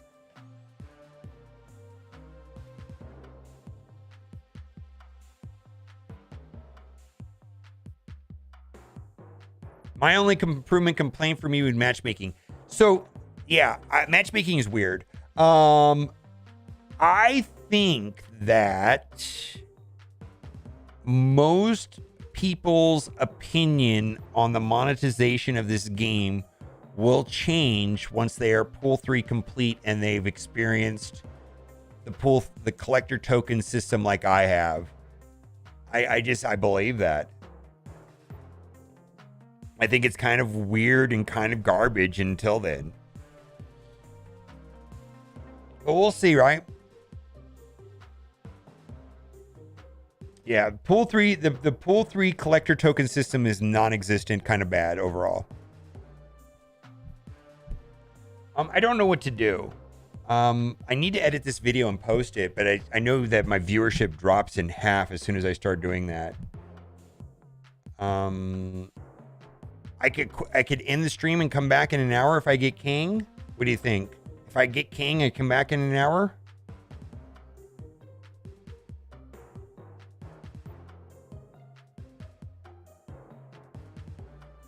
Yeah, your collection level 1300, nowhere near complete, pay 3 complete. Correct, Corey. Yeah, it's about a 6-month grind beginning to end. Maybe a little longer because they keep adding cards to pool 3. And they give you an option of spending money and speeding up that process, or you just suck it up. Yeah, I think I'm gonna... Have I played any Snap today? We have been streaming for 2 hours and I have not played one game of Snap. All right, I'm gonna play for about 30 minutes. I gotta play some Snap. I've played no Snap. Yeah, I've not played any Snap today. I've been streaming for 2 hours, not played at all. Hey man, I play a game that you don't really play called Marvel Strike Force, and I'm used to that. Tokens are much easier to farm once pool 3 complete. Yeah, it goes up by 5-fold. 5 times better once you're pool 3 complete.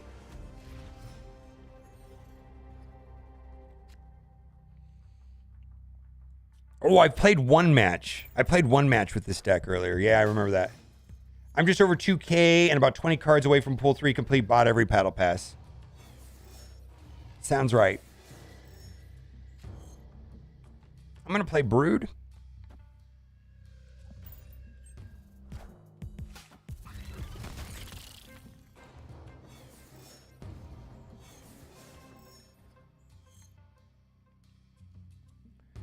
Oof.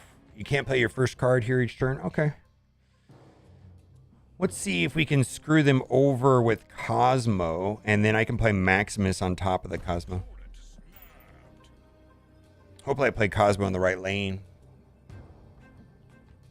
It's very boring to play the same deck over and over again. Yes. I feel like I didn't say it in the video, but hot locations and feature locations, I know a lot of people hate them, right? But that's when I climb the most. Lockjaw. All right. Infinite. Nice.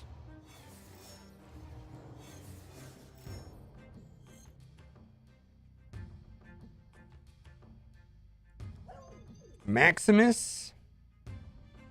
Scorpion.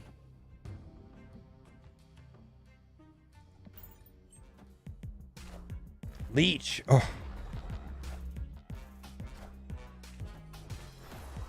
Yeah, this deck just loses to Leech. Which kind of sucks, man. Yeah.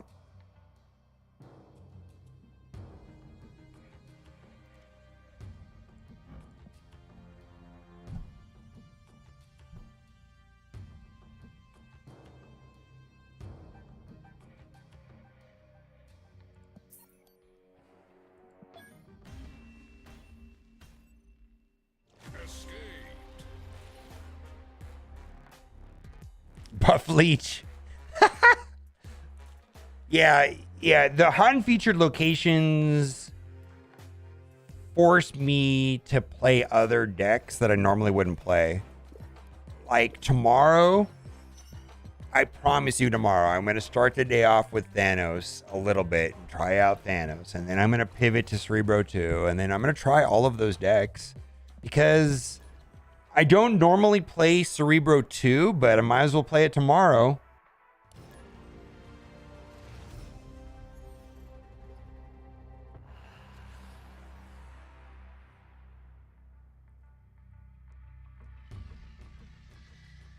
Yeah, they did say that the number of players were in Infinite was lower than they liked. I remember them saying that, right? I remember them reading that, but I don't remember a number being associated to it. After you play a card here, destroy it. All right, that'll be Maria.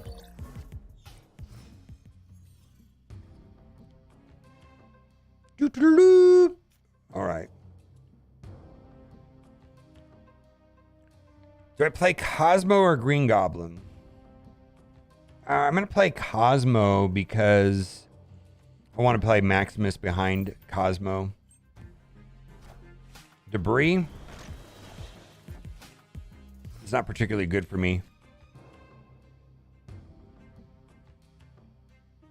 Ooh, I wonder if I can suck over that rock and then he won't have the Patriot advantage. What's 50% chance, right? Either way, that's kind of good. Yeah, he'll be clogged. Oh my god, you dirty Green Goblin player.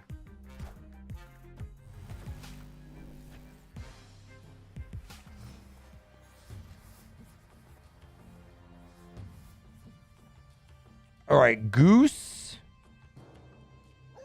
We're going to place Goose over there. And Mr. Fantastic. Oh no, I got to play SERA. Do I have enough space for this? I can destroy all the rocks with Killmonger. All right, we're gonna put SERA over here and see what happens. Vision, yikes.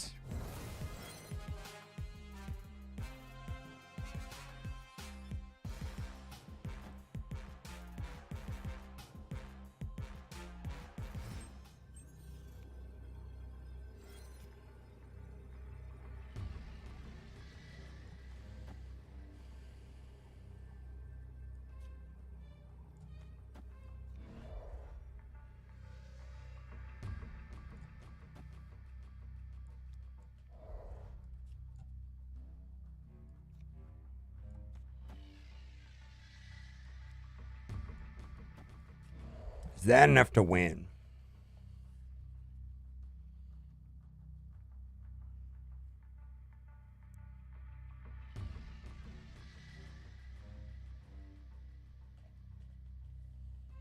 Goose is just for points right now. But Goose normally would be for disruption.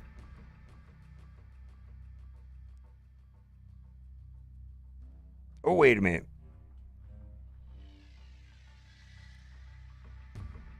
It's going to blow up my rocks too, right? So is Maximus better than Nova Goose?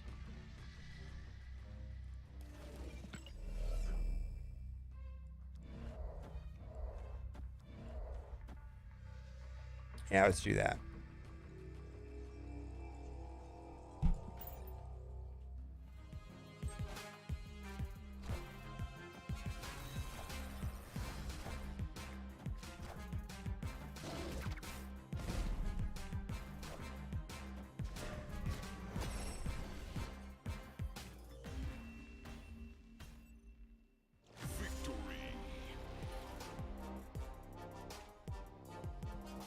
Surfer used to give out 3 power. He only gives out 2 power now, and they boosted his stats.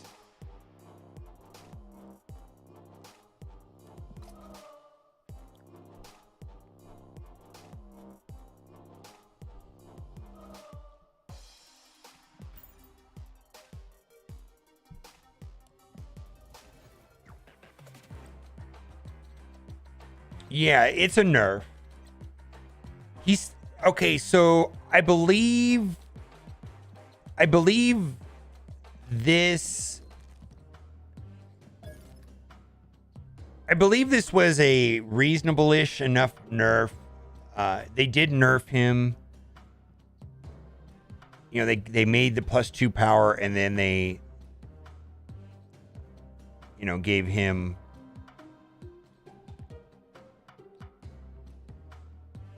Darkhawk is still fine. Yeah, all these cards that get nerfed usually are still playable.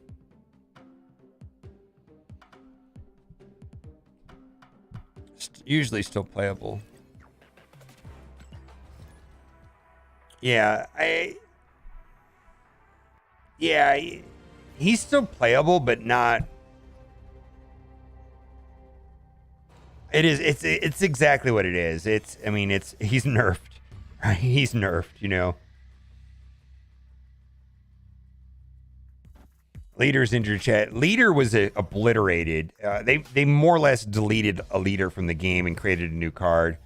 All right, Killmonger may be useful. We'll see. All right, I'm going to play Groot. I think there's a reasonable expectation they're going to play a card there. Let's see. What? Oh, Polaris on turn 6 might be cool, cute to get rid of Mojo World, right?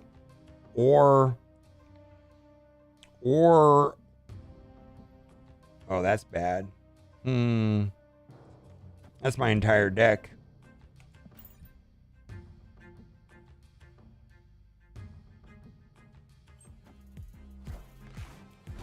Kang will be in the token store.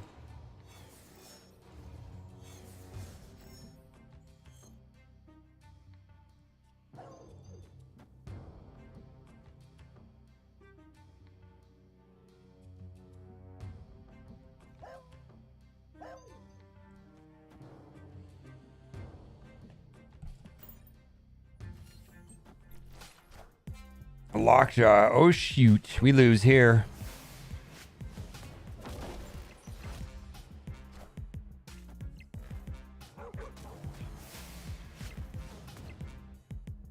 Ooh, Space Stone.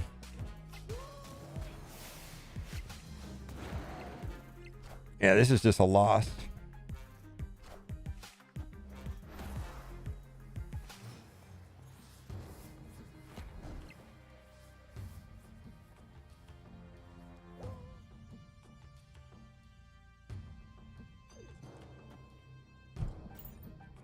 Yeah, I have Killmonger. I just don't think it's going to be enough. I could win the middle location.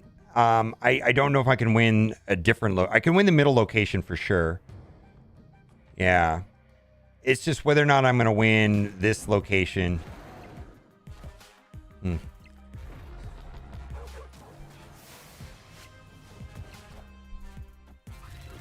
Ladies and gentlemen, fuck this game. I'm done.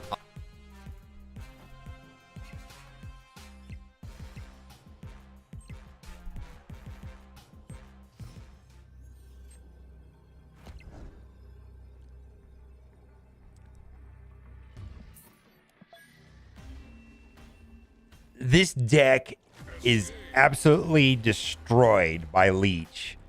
So I tried playing this deck yesterday,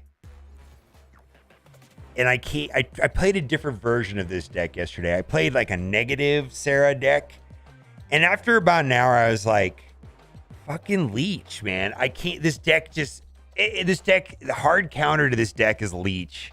You get destroyed by Leech, and that's the meta right now. And I don't. Leech or Galactus? I personally really like the Galactus players that play Leech the best.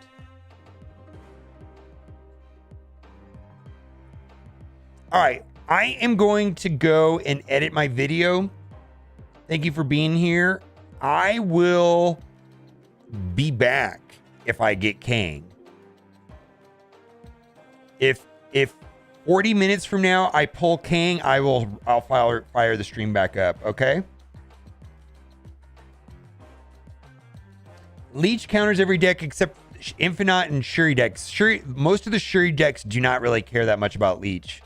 Not really. They can, but there's certain cards that they care about Leech, but largely they're fine with. They don't really care about Leech. Yeah. Yeah, Leech is a little worse. I don't know, man.